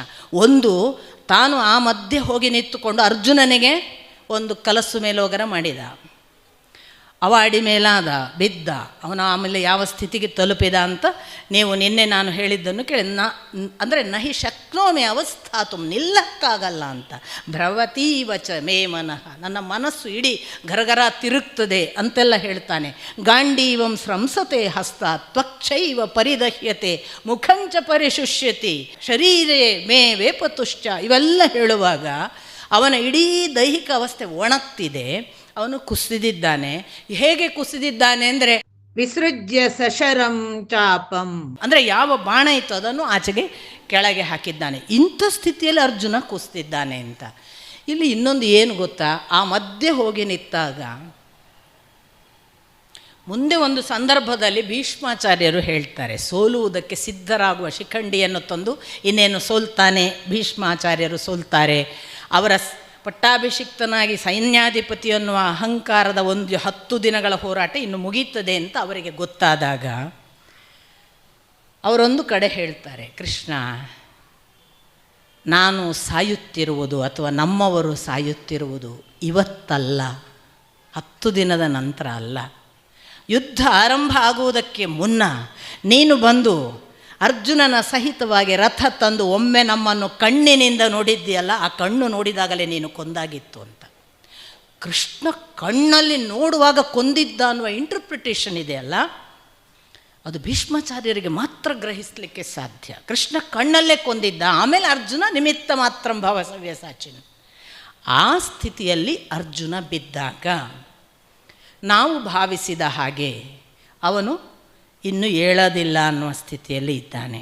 ಆದರೆ ಆಗ ಕ್ಷುದ್ರಂ ಹೃದಯ ದೌರ್ಬಲ್ಯಂ ತ್ಯಕ್ತೋತ್ತಿಷ್ಠ ಪರಂತಪ ಅನ್ನುವ ಮಾತುಗಳನ್ನು, ಕ್ಲೈಬ್ಯ ಮಾಸ್ಮಗ ಮಹ್ಪಾರ್ಥ, ಇವುಗಳೆಲ್ಲವನ್ನು ಕೃಷ್ಣ ಹೇಳಿದ ಅಂತಲೂ ನಾನು ಹೇಳಿದೆ. ಆಗ ಅವನು ಏನು ಕೇಳಿದ, ನಾನು ಈ ಯುದ್ಧರಂಗದಲ್ಲಿರುವ ಈ ನನ್ನ ಗುರುಗಳನ್ನು ಹೇಗೆ ಕೊಲ್ಲಲಿ ಅಂತ. ಕಥಂ ಭೀಷ್ಮ ದ್ರೋಣಂಚ ಸಾಂಖ್ಯೇ ಅಲ್ವಾ, ನಾನು ಈ ಯುದ್ಧರಂಗದಲ್ಲಿ ನಾನು ಅವರನ್ನು ಹೇಗೆ ಕೊಲ್ಲಲಿ, ಅವರು ಪೂಜಾರ್ಹ ವರಿಸೂದನ, ಏ ಮಧುಸೂದನ ಅಂತ ಮೊದಲು, ಏ ಅರಿಸೂದನ ಅಂತ 2ನೇ ಬಾರಿ. ಮಧುಸೂದನ ಅಂದಾಗ ನಿನ್ನೆ ಹೇಳಿದೆ ನಾನು, ಮಧು ಎನ್ನುವ ರಾಕ್ಷಸರನ್ನು ಕೊಂದವನೇ ನೀನು ನನಗೆ ಇವತ್ತು ಗುರುವನ್ನು ಕೊಲ್ಲಕ್ಕೆ ಹೆಂಗೆ ಹೇಳ್ತೀಯಪ್ಪ, ಮತ್ತು ನೀನು ಅರಿಸೂದನ, ನೀನು ಅರಿಯನ್ನು ಕೊಲ್ಲುವವ, ಶತ್ರುವನ್ನು ಕೊಲ್ಲುವವ, ನನಗೆ ಅರಿವನ್ನು ಉಂಟು ಮಾಡಿದವರನ್ನು ಕೊಲ್ಲೋದಕ್ಕೆ ಹೇಗೆ ಹೇಳ್ತಿ. ಇದು ಈ ಪ್ರಶ್ನೆಯನ್ನು ಕೇಳಿದ ನಂತರ ಅವನು ಹೇಳಿದ್ದು, ಇದಕ್ಕಿಂತ ಭಿಕ್ಷಾಟನೆ ವಾಸಿ. ಯಾಕೆ, ನನ್ನ ಗುರುಗಳನ್ನು ಕೊಂದು ಅವರಿಲ್ಲದ ನೆಲದಲ್ಲಿ ನಾನು ಭಿಕ್ಷೆ ಮಾಡಿ ಬದುಕುವುದು ವಾಸಿ ಹೊರತು ನನಗೆ ಯುದ್ಧ ಮಾಡಿ ಗೆದ್ದ ರಾಜ್ಯ ಭೋಗ ಬೇಡ. ಆಕಾಂಕ್ಷಿ ವಿಜಯಂ ಕೃಷ್ಣ, ನನಗೆ ಇಷ್ಟ ಇಲ್ಲ, ನ ಭೋಗಾನ್, ನನಗೆ ಭೋಗ ಬೇಡ, ನ ರಾಜ್ಯಾನ್, ನನಗೆ ರಾಜ್ಯ ಬೇಡ ಅಂತ ಬಹಳ ನೇರಾನೇರವಾಗಿ ಪ್ರಾಮಾಣಿಕವಾಗಿ ಅರ್ಜುನ ಹೇಳ್ತಿದ್ದಾನೆ. ಇದಕ್ಕೆ ಇವನು ಹೇಳಿದ್ದೇನು, ಅಶೋಚಾನ್ ಅನ್ವಶೋಚಸ್ತ್ವಂ ಪ್ರಜ್ಞಾವಾದಾಂಶ್ಚ ಭಾಷ್ಯಸೆ. ಇದರ ಪೂರ್ವದಲ್ಲಿ ಅವನದೊಂದು ಮಾತಿದೆ, ಏನು, ನಾವು ಹೀಗೆ ಯುದ್ಧ ಮಾಡಿ ಅವರನ್ನು ಸೋಲಿಸುವುದರಿಂದ ಅನೇಕ ಜನ ಗಂಡಂದರು ಕಳ್ಕೊಂಡ ಹೆಂಡಂದರು ಉಳಿತಾರೆ. ಆಗೇನಾಗುತ್ತೆ, ಕುಲಕ್ಷಯ ಕೃತಂ ದೋಷಂ, ನಮಗೆ ಕುಲವನ್ನು ಕ್ಷಯಿಸಿದ ಕೃತ ದೋಷ ಬರುತ್ತೆ, ನಾವು ಕುಲಕ್ಷಯ ಕೃತರಾಗ್ತೇವೆ. ಅದರಿಂದ ಏನಾಯಿತು, ನಮ್ಮ ಇಡೀ ಸಮಾಜ ಬುಡಮೇಲಾಗತ್ತೆ. ಆಮೇಲೆ ಸ್ತ್ರೀಷು ದುಷ್ಟಾಸು ವಾರ್ಷ್ಣೇಯ ಜಾಯತೆ ವರ್ಣಸಂಕರ ಅಂತ ಬುದ್ಧಿವಾದ ಬೇರೆ ಹೇಳ್ತಾನೆ ಕೃಷ್ಣನಿಗೆ ಅರ್ಜುನ. ಹೆಣ್ಮಕ್ಳೆಲ್ಲ ಹಾಳಾದರೆ ವರ್ಣಸಂಕರ ಆಗುತ್ತೆ, ಹೆಣ್ಣು ಮಕ್ಕಳು ಹಾಳಾದರೆ ವರ್ಣಸಂಕರ ಆಗ್ತದೆ ಅಂತ ಯಾಕೆ ಹೇಳಿದ. ಗಂಡಸರು ಹಾಳಾಗ್ಬೋದಾ ಅಲ್ವಾ. ಅನೇಕರು ಇದೆಲ್ಲ ಹೇಗೆ ಅಂದರೆ ಫೆಮಿನಿಸ್ಟ್ ಕೇಳುವ ಪ್ರಶ್ನೆ. ಹಾಗಾದರೆ ಕೃಷ್ಣನ ಮುಂದೆ ಅರ್ಜುನ ಹೀಗೆ ಹೇಳುವಾಗ ಕೃಷ್ಣ ಅದಕ್ಕೆ ಉತ್ತರ ಕೊಡಲಿಲ್ಲ, ಅದರ ಅರ್ಥ ಏನು, ಅಥವಾ ಅನೇಕರು ಅದನ್ನು ಕೃಷ್ಣನೇ ಹೇಳಿದ್ದು ಅಂತಲೂ ಇಂಟರ್ಪ್ರಿಟ್ ಮಾಡ್ತಾರೆ. ಕೃಷ್ಣ ಹೇಳಲೇ ಇಲ್ಲ, ಹೇಳಿದವನು ಅರ್ಜುನ. ಯಾಕೆ ಹೇಳಿದ, ಏನರ್ಥ?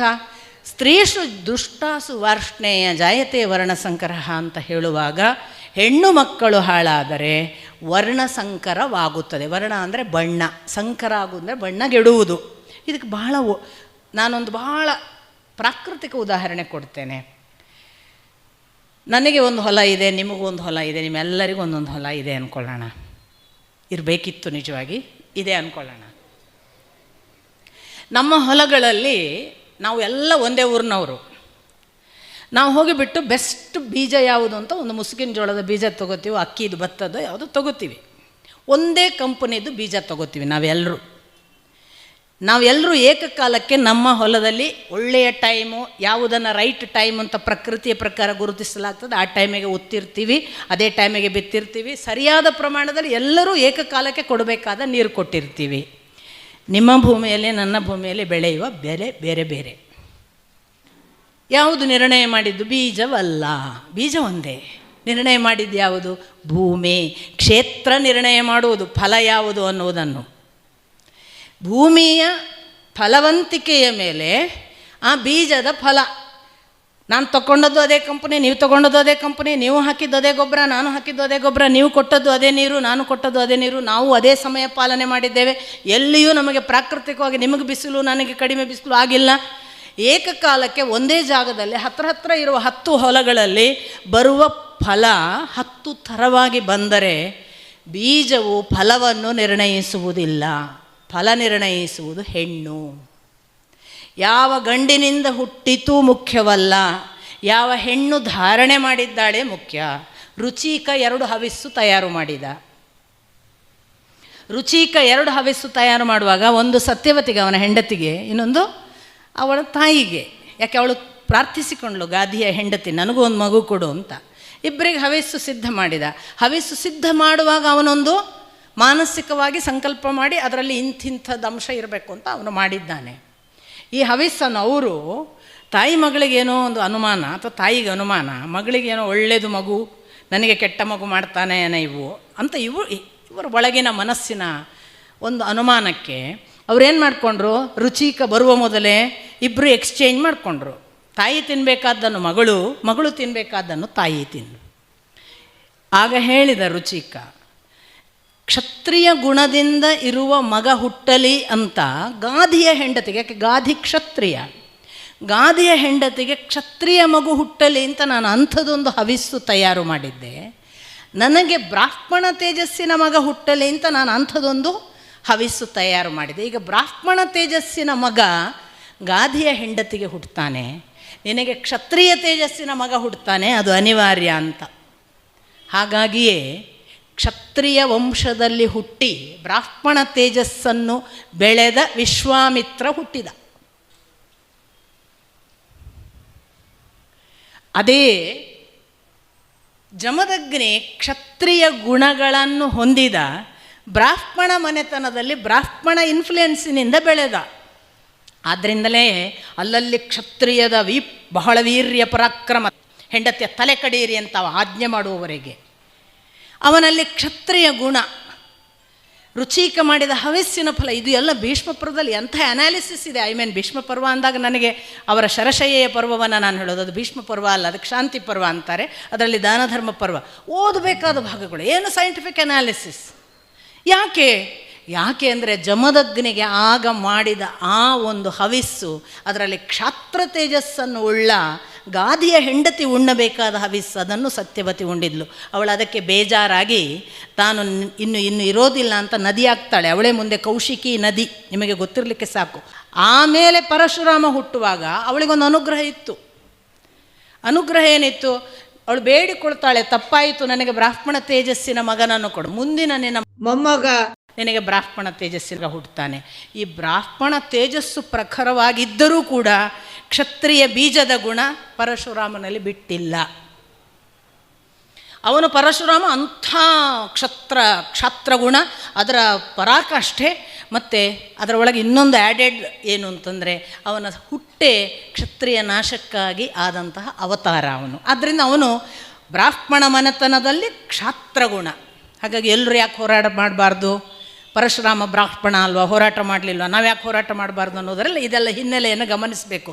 ನಿಮ್ಮಪ್ಪ ಕ್ಷಾತ್ರ ಇದ್ದು ನೀವು ಕ್ಷಾತ್ರ ಮನೆತನದಿಂದ ಬಂದ ಬ್ರಾಹ್ಮಣರಾದರೆ ಖಂಡಿತ ಹೋರಾಟ ಮಾಡ್ಬೋದು, ಅದು ತಾನೇ ತಾನಾಗಿ ಬಂದಿರುತ್ತೆ. ನಮ್ಮಪ್ಪ ನಿತ್ಯ ಪೂಜೆ, ಸಂಸ್ಕಾರ, ಜ್ಞಾನ, ದೇವರ ದಾರಿ, ಆ ಧರ್ಮ, ಅದರ ಕುರಿತೆ ನಿತ್ಯ ಚಿಂತನೆ, ಅಧ್ಯಯನ, ಅಧ್ಯಾಪನ, ಯಜನ, ಯಾಜನ, ದಾನ, ಪರಿಗ್ರಹದಲ್ಲೇ ಇದ್ದರೆ ನನಗೆ ಯುದ್ಧ ಮಾಡಲಿಕ್ಕೆ ಬರಲಿಕ್ಕಿಲ್ಲ. ಯಾಕೆ?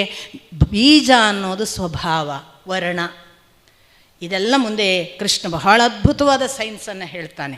ಇದು ಬಂತು. ಅದರಿಂದ ಸ್ತ್ರೀಷು ದುಷ್ಟ ಸುವಾರ್ಷ್ಣೇಯ ಜಾಯತೆ ವರ್ಣಸಂಕರ ಅಂದಾಗ ಅರ್ಜುನ ಇಂಥದೊಂದು ಸೈನ್ಸನ್ನು ಬಲ್ಲವನಾಗಿ ಹೇಳಿದ್ದಾನೆ.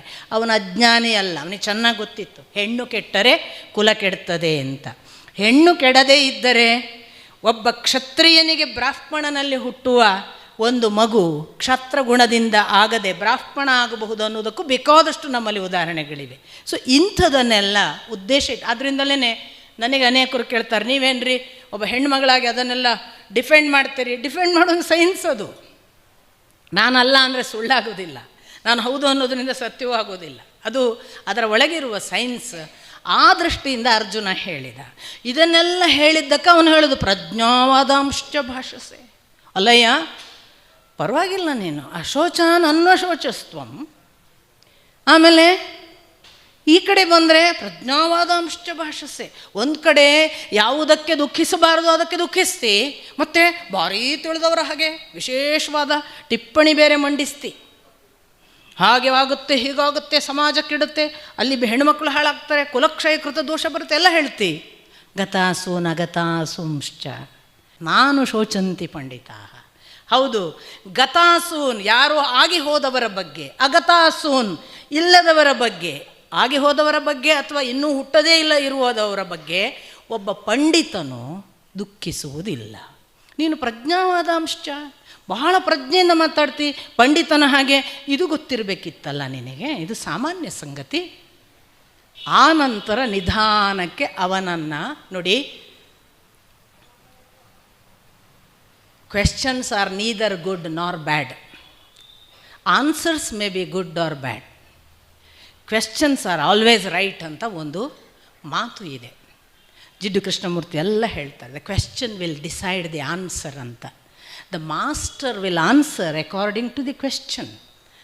ಹಾಗಾಗಿ ಇಡೀ ಭಗವದ್ಗೀತೆ ಅಷ್ಟು ಚೆನ್ನಾಗಿ ಆಗಲಿಕ್ಕೆ ಕಾರಣ ದ ಕ್ವೆಶ್ಚನ್ ಆಫ್ ಅರ್ಜುನ. ಎಂತೆಂಥ ಪ್ರಶ್ನೆ ಕೇಳಿದ್ದಾನೆ ಅವನು. ನಾನು ಹೀಗೆ ಮಾಡಿದರೆ ಏನಾಗ್ತದೆ, ಇಂಥದ್ದು ಮಾಡೋದ್ರಿಂದ ಕುಲಕ್ಷಯ ಆಗೋದಿಲ್ವಾ, ಇದು ತಪ್ಪಲ್ವಾ ಅಂತ ಕೇಳಿದ್ದಾನಲ್ಲ. ಮತ್ತು ಅವರೆಲ್ಲ ಸಾಯಬೇಕಾ ಅಂತ ಕೇಳಿದ್ದಾನೆ. ಅವರು ಸಾಯೋದಕ್ಕಿಂತ ನಾನು ಭಿಕ್ಷೆ ಮಾಡಿಕೊಂಡು ಬದುಕುವುದು ವಾಸಿ ಅಲ್ವಾ, ಯುದ್ಧ ಬೇಡ ಅಂದಿದ್ದಾನೆ. ಈಗ ಅವನ ಪ್ರಶ್ನೆ ಎಷ್ಟು ಚೆನ್ನಾಗಿದೆ, ಆದ್ದರಿಂದಲೇ ಕೃಷ್ಣನ ಉತ್ತರ ಅಷ್ಟು ಚೆನ್ನಾಗಿದೆ. ಹಾಗಾಗಿಯೇ ಒಬ್ಬ ಬೆಸ್ಟ್ ಸ್ಟೂಡೆಂಟಿಗೆ ಬೆಸ್ಟ್ ಮಾಸ್ಟರ್ ಸಿಕ್ಕಿದರೆ ಎಂಥ ಒಳ್ಳೆಯ ಉತ್ತರ ಸಿಗಬಹುದು ಅನ್ನೋದಕ್ಕೆ ಭಗವದ್ಗೀತೆ ಸಾಕ್ಷಿ. ನಾನು ಅದನ್ನೇ ಹೇಳಿದ್ದು, ನಮಗೆ ಒಂದು ವೇಳೆ ನಾವು ಪರೀಕ್ಷೆಯ ದಿನ ಬರೀಲಿಕ್ಕೆ ಕೂತ್ಕೊಳ್ಳುವಾಗ ಎಲ್ಲ ಓದಿದ್ದು ಮರೆತು ಹೋಗಿದೆ, ಏನು ಮಾಡಿದರೂ ನೆನಪಾಗದ ಯಾವುದೋ ಒಂದು ಮೌಢ್ಯವನ್ನು ಭಗವಂತ ನಮಗೆ ಮಾಡಿದ ಅಂತ ಇಟ್ಕೊಳ್ಳಿ. ನಾವು ಪೆನ್ನಿಟ್ಟು, ಸರ್ ನನಗೆ ಬರೆಯೋಕ್ಕೆ ಆಗ್ತಿಲ್ಲ, ನನಗೆ ಈ ಕೈಕಾಲೆಲ್ಲ ನಡುಗ್ತಿದೆ, ಪೆನ್ ಎತ್ಕೊಳ್ಳೋ ಶಕ್ತಿ ಇಲ್ಲ, ನನ್ನ ಮನಸ್ಸು ನೆನಪಲ್ಲ, ನನಗೆ ಹುಚ್ಚರ ಹಾಗೆ ತಲೆ ತಿರುಗ್ತಾ ಇದೆ, ನಾನು ಈಗ ಇಲ್ಲಿ ಇರೋಕ್ಕೆ ಸಾಧ್ಯ ಇಲ್ಲ ಸರ್ ಅಂತ ಹೇಳಿದ್ರೆ ನಮ್ಮ ಮಾಸ್ಟರ್ ಬಿಟ್ಟಾರ? ಏನಯ್ಯ ನನ್ನ ಮರ್ಯಾದೆ ತೆಗಿತೀಯಾ? ಎಷ್ಟು ಕಷ್ಟಪಟ್ಟು ಪಾಠ ಮಾಡಿದ್ದೇನೆ, ಪ್ರತಿದಿನ ಎಷ್ಟು ಹೇಳಿದ್ದೇನೆ, ನೀನೆಂಥವಯ್ಯ ಅಂತ ಕೇಳ್ತಿದ್ರು. ಏನು ನೆನಪಾಗೋದಿಲ್ಲ, ನೆನ್ಪು ಮಾಡ್ಕೋ, ನಿನಗೆ ಸಾಧ್ಯ. ನಮ್ಮನ್ನು ಭಯಂಕರ ಅದಕ್ಕೆ ಬರೆದು ತೋರಿಸಬೇಕು ಅನ್ನೋದಕ್ಕೆ ಸಿದ್ಧ ಮಾಡ್ತಿದ್ರು. ಆದರೆ ಕೃಷ್ಣನ ಮೆಥಡು ನೋಡಿ, ಎಲ್ಲಿ ಬುಡದಿಂದ ಆರಂಭ ಮಾಡಿದ. ಕೃಷ್ಣ ಕೇಳ್ತಾನೆ, ನೀನು ಯಾರಿಗೋಸ್ಕರ ಅಳುವುದು? ಭೀಷ್ಮರು ಇಲ್ಲವಾಗ್ತಾರೆ, ಆಮೇಲೆ ಮತ್ತೊಬ್ಬರು ಇಲ್ಲವಾಗ್ತಾರೆ, ಇವರೆಲ್ಲ ಇಲ್ಲವಾಗ್ತಾರೆ ಅಂತ ಅವನು ಇಡೀ ಆಗ ಪ್ರಾರಂಭ ಮಾಡಿದ್ದು ಸಾಂಖ್ಯ ಯೋಗವನ್ನು. ಸಾಂಖ್ಯ ಯೋಗ ಅಂದರೆ ಬೇರೆ ಬೇರೆ ಅರ್ಥಗಳಿವೆ. ಸಾಂಖ್ಯ ಅನ್ನೋದಕ್ಕೆ ಕಪಿಲನ ತತ್ವಶಾಸ್ತ್ರಕ್ಕೂ ಸಾಂಖ್ಯ ಅಂತ ಹೆಸರು. ಅದು ದೇವಹೂತಿಗೆ ಕಪಿಲ ಮುನಿ ಹೇಳಿದಂತಹ ಸಾಂಖ್ಯಶಾಸ್ತ್ರ ಒಂದು ಭಾಗವಾಗಿದೆ. ಅದು ಪ್ರಕೃತಿ ತತ್ವವನ್ನು ವಿವರಿಸಿ ಜೀವ ಹೇಗೆ 25ನೇ ತತ್ವ ಅಂತ ಹೇಳುವ ಸಂಖ್ಯೆಗಳ ಮೂಲಕ ಹೇಳುವ ತತ್ವಶಾಸ್ತ್ರ. ನಿಮಗೆ ಗೊತ್ತಿದೆ, ಅದು ಪಂಚಭೂತಗಳು 5 ಮನುಷ್ಯನಲ್ಲಿರುವುದು, ಪಂಚೇಂದ್ರಿಯಗಳು 5 ಮನುಷ್ಯನಲ್ಲಿ. ಈ ಪಂಚೇಂದ್ರಿಯಗಳಿಗೆ ಶಕ್ತಿ ಕೊಡುವ ತನ್ಮಾತ್ರೆಗಳು, ನೋಡುವ ಶಕ್ತಿ, ಕೇಳುವ ಶಕ್ತಿ, ಅವುಗಳಿಗೆ ತನ್ಮಾತ್ರೆಗಳು 5. ಅದಲ್ಲದೆ ನಮ್ಮ ಕರ್ಮೇಂದ್ರಿಯಗಳು ವಾಕ್, ಪಾಣಿ, ಪಾದ, ಪಾಯು, ಉಪಸ್ಥ ಅಂದರೆ ಮಾತು, ಕೈ, ಕಾಲು ಮತ್ತು ನಮ್ಮ ವಿಸರ್ಜನಾಂಗಗಳು 2, 5 ಇವೆಲ್ಲ ಕರ್ಮೇಂದ್ರಿಯಗಳು. ಒಟ್ಟು ಎಷ್ಟಾಯಿತು? 5 5 5 5 20 ಈ 20ರ ಒಳಗೆ ಮನಸ್ಸು, ಬುದ್ಧಿ, ಅಹಂಕಾರ, ಚಿತ್ತ ಇದೆ. ಇವುಗಳು ಅಂತಃಕರಣ ಚತುಷ್ಟಯಗಳು. ಇವು ಇಷ್ಟು ಕೂಡ ಪ್ರಕೃತಿ ತತ್ವಗಳು. ಇವು ಜೀವಕ್ಕೆ ಸಂಬಂಧಪಟ್ಟವುಗಳಲ್ಲ. ಇದರ ಒಳಗೊಬ್ಬ ಇದ್ದಾನಲ್ಲ, ಅವನು ಜೀವನು. ಅವನಿಗೆ 25ನೇಯವನು ಅಂತ ಹೆಸರು. ಗಗನದ ಮೇಲೊಂದು ಅಭಿನವ ಗಿಳಿ ಹುಟ್ಟಿ ಸ್ವಯಂ ಸಂಭ್ರಮದಲ್ಲಿ ಮನೆ ಮಾಡಿತ್ತು. ಒಂದು ಗಿಳಿಯು 25 ಆಯಿತು. ಬ್ರಹ್ಮ ಅದಕ್ಕೆ ಪಂಜರವಾದ, ವಿಷ್ಣು ಕೂಳನಕ್ಕಿದ, ರುದ್ರ ಕೋಲಾದ. ಏನು? ಒಂದು ಜೀವ ಅಭಿನವ ಗಿಳಿ, ಹೊಸ ಸೂಕ್ಷ್ಮ ಕೋಮಲ ಜೀವ, particle of the supreme energy, ಯಾವುದೋ ಒಂದು ಪ್ರಾರಬ್ಧಕ್ಕೆ ಮನೆ ಮಾಡಿತು, ಈ ದೇಹಕ್ಕೆ ಬಂತು. ಈ ದೇಹಕ್ಕೆ ಬಂದಾಗ ಅದು 24 ತತ್ವಗಳ ವಶವಾಯಿತು. ತಾನು 25ನೇದಾಗಿ ಬಿಡ್ತು. ಪ್ಯೂರೆಸ್ಟ್ ಫಾರ್ಮಿನಲ್ಲಿ ತನ್ನ ಪಾಡಿಗೆ ಆಕಾಶದಲ್ಲಿದ್ದಂತಹ ಆ ಸುಂದರವಾದ ಜೀವ ಯಾವುದೋ ಪ್ರಾರಬ್ಧಕ್ಕೆ ಈ ಮನೆಗೆ ಬಂದು ಸೇರಿ ಇದರ ಒಳಗೆ ಕೂತು 25ನೇಯದ್ದಾಯಿತು. ಒಂದು ಗಿಳಿ 25 ಆಯಿತು. ಈ 25ನೇಯದ್ದಕ್ಕೆ ಏನಾಯಿತು? ಒಮ್ಮೆ ಒಂದು ದೇಹದ ಒಳಗೆ ಬಂದು ಕೂತಿತ, ಬ್ರಹ್ಮ ಅದಕ್ಕೆ ಪಂಜರವಾದ. ಹುಟ್ಟು ಸಾವು ಪ್ರಾರಂಭ. ಆಮೇಲೆ ಬ್ರಹ್ಮ ಬಿಡಲ್ಲ. ಆಮೇಲೆ ವಿಷ್ಣು ಕೂಳನೆಕ್ಕಿದ. ಅವನು ಪೋಷಿಸಲೇಬೇಕು, ಅವನು ಪೋಷಿಸದಿದ್ದರೆ ಆಗಲ್ಲ. ಮತ್ತು ರುದ್ರ ಕೋಲಾದ, ಕಾಲಕ್ಕೆ ಹೋಗದಿದ್ದರೆ ಬಡದಾಚೆ ಕಳಿಸ್ತಾನೆ. ಈ ಪ್ರಕೃತಿ ತತ್ವದ ಒಳಗೆ ಇರುವ ಜೀವಕ್ಕೆ ಗೊತ್ತೇ ಇಲ್ಲದೆ ಅದು ಒಂದು ಬಂಧನಕ್ಕೆ ಸಿಲುಕಿ 25ನೇಯದ್ದಾಯಿತು. ಕೃಷ್ಣ ಸಾಂಖ್ಯವನ್ನು ಹೇಳ್ತಾನೆ ಅಂದಾಗ ಕಪಿಲ ಮುನಿ ಹೇಳುವ ಈ 24 ತತ್ವಗಳ ಸಂಖ್ಯೆಯನ್ನೆಲ್ಲ ಹೇಳಲಿಲ್ಲ ಅವನು. ಆದರೆ ತತ್ವಶಾಸ್ತ್ರವನ್ನು ಹೇಳಿದ್ದಾನೆ.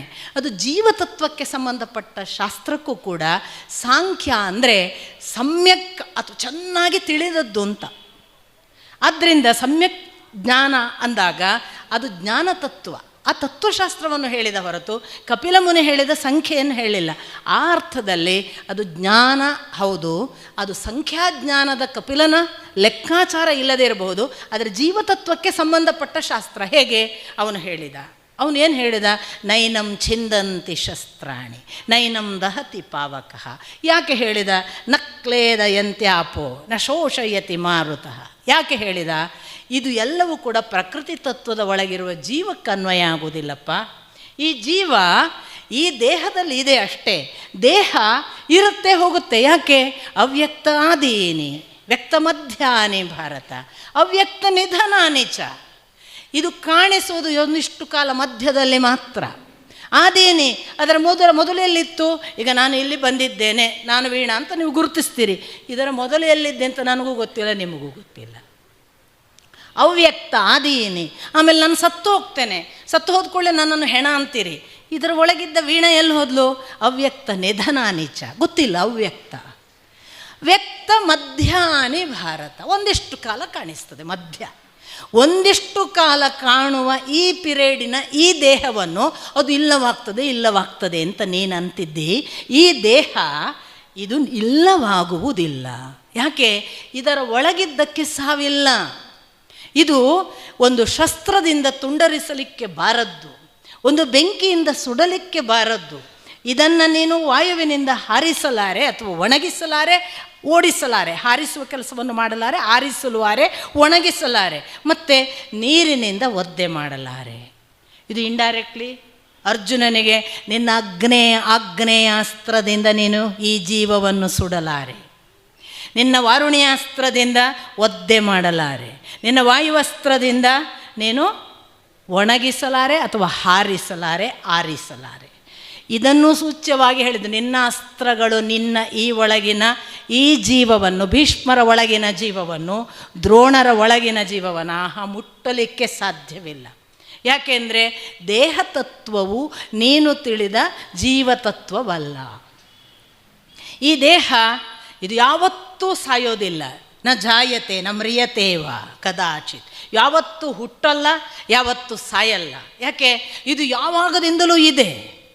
ಇದು ಅವ್ಯಯ, ಅದು ಅವ್ಯಯವು, ಯಾವತ್ತೂ ಕೂಡ ಅವ್ಯಯವು. ಆಮೇಲೆ ಅದು ಅಜ, ಅದಕ್ಕೆ ಹುಟ್ಟಿಲ್ಲ, ಅದಕ್ಕೆ ಸಾವಿಲ್ಲ, ಅದು ಯಾವತ್ತೂ ಇರುವಂಥದ್ದು. ಯಾವತ್ತೂ ಇರುವಂಥದ್ದಕ್ಕೆ ನೀನು ಏನು ಮಾಡಲಿಕ್ಕೆ ಸಾಧ್ಯ? ನೀನು ನೋಡುವ ಈ ಬಾಡಿಯನ್ನು ನೀನು ಡಿಸ್ಟ್ರಾಯ್ ಮಾಡ್ಬೋದು, ನೀನು ಕಾಣಿಸುವ ದೇಹವನ್ನು ಕೊಲ್ಲುತ್ತಿರಬಹುದು ಮತ್ತು ಅದು ಇಲ್ಲವಾಗ್ಬೋದು. ಅದಕ್ಕೆ ಅಳಬೇಡ.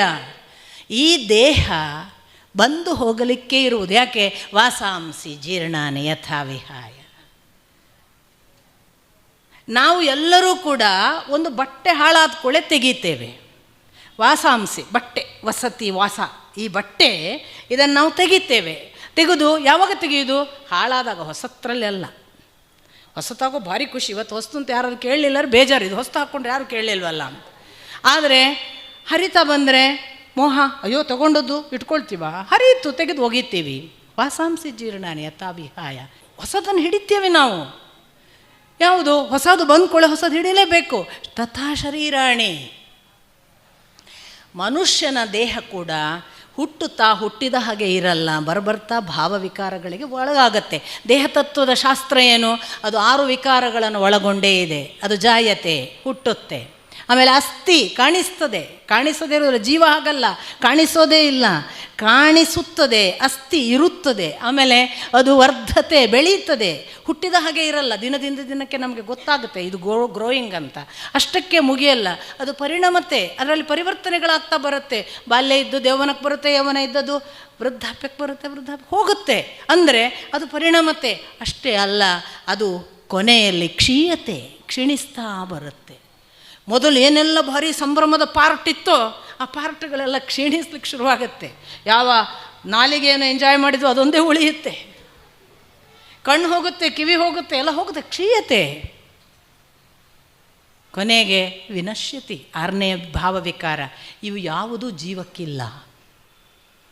ಜೀವ ಎಷ್ಟು ಪ್ಯೂರ್ ಅಂದರೆ ಇದು ಸಾಯುವಾಗಲೂ ಜೊತೆಗಿದೆ, ಇದು ಆರ್ಭಟಿಸುವಾಗಲೂ ಜೊತೆಗಿದೆ, ಇದು ನಾನೇ ಅಂತ ಅಹಂಕಾರ ಪಡುವಾಗಲೂ ಒಳಗೆ ಇದೆ, ಸೌಮ್ಯವಾಗಿ ಇದೆ.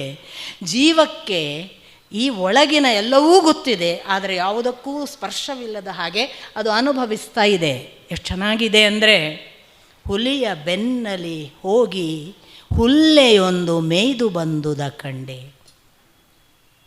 ಹುಲಿಯ ಬೆನ್ನಲಿ ಕುಳಿತು ಹುಲ್ಲೆ ಒಂದು ಮೇಯ್ದು ಬಂದುದ ಕಂಡೆ.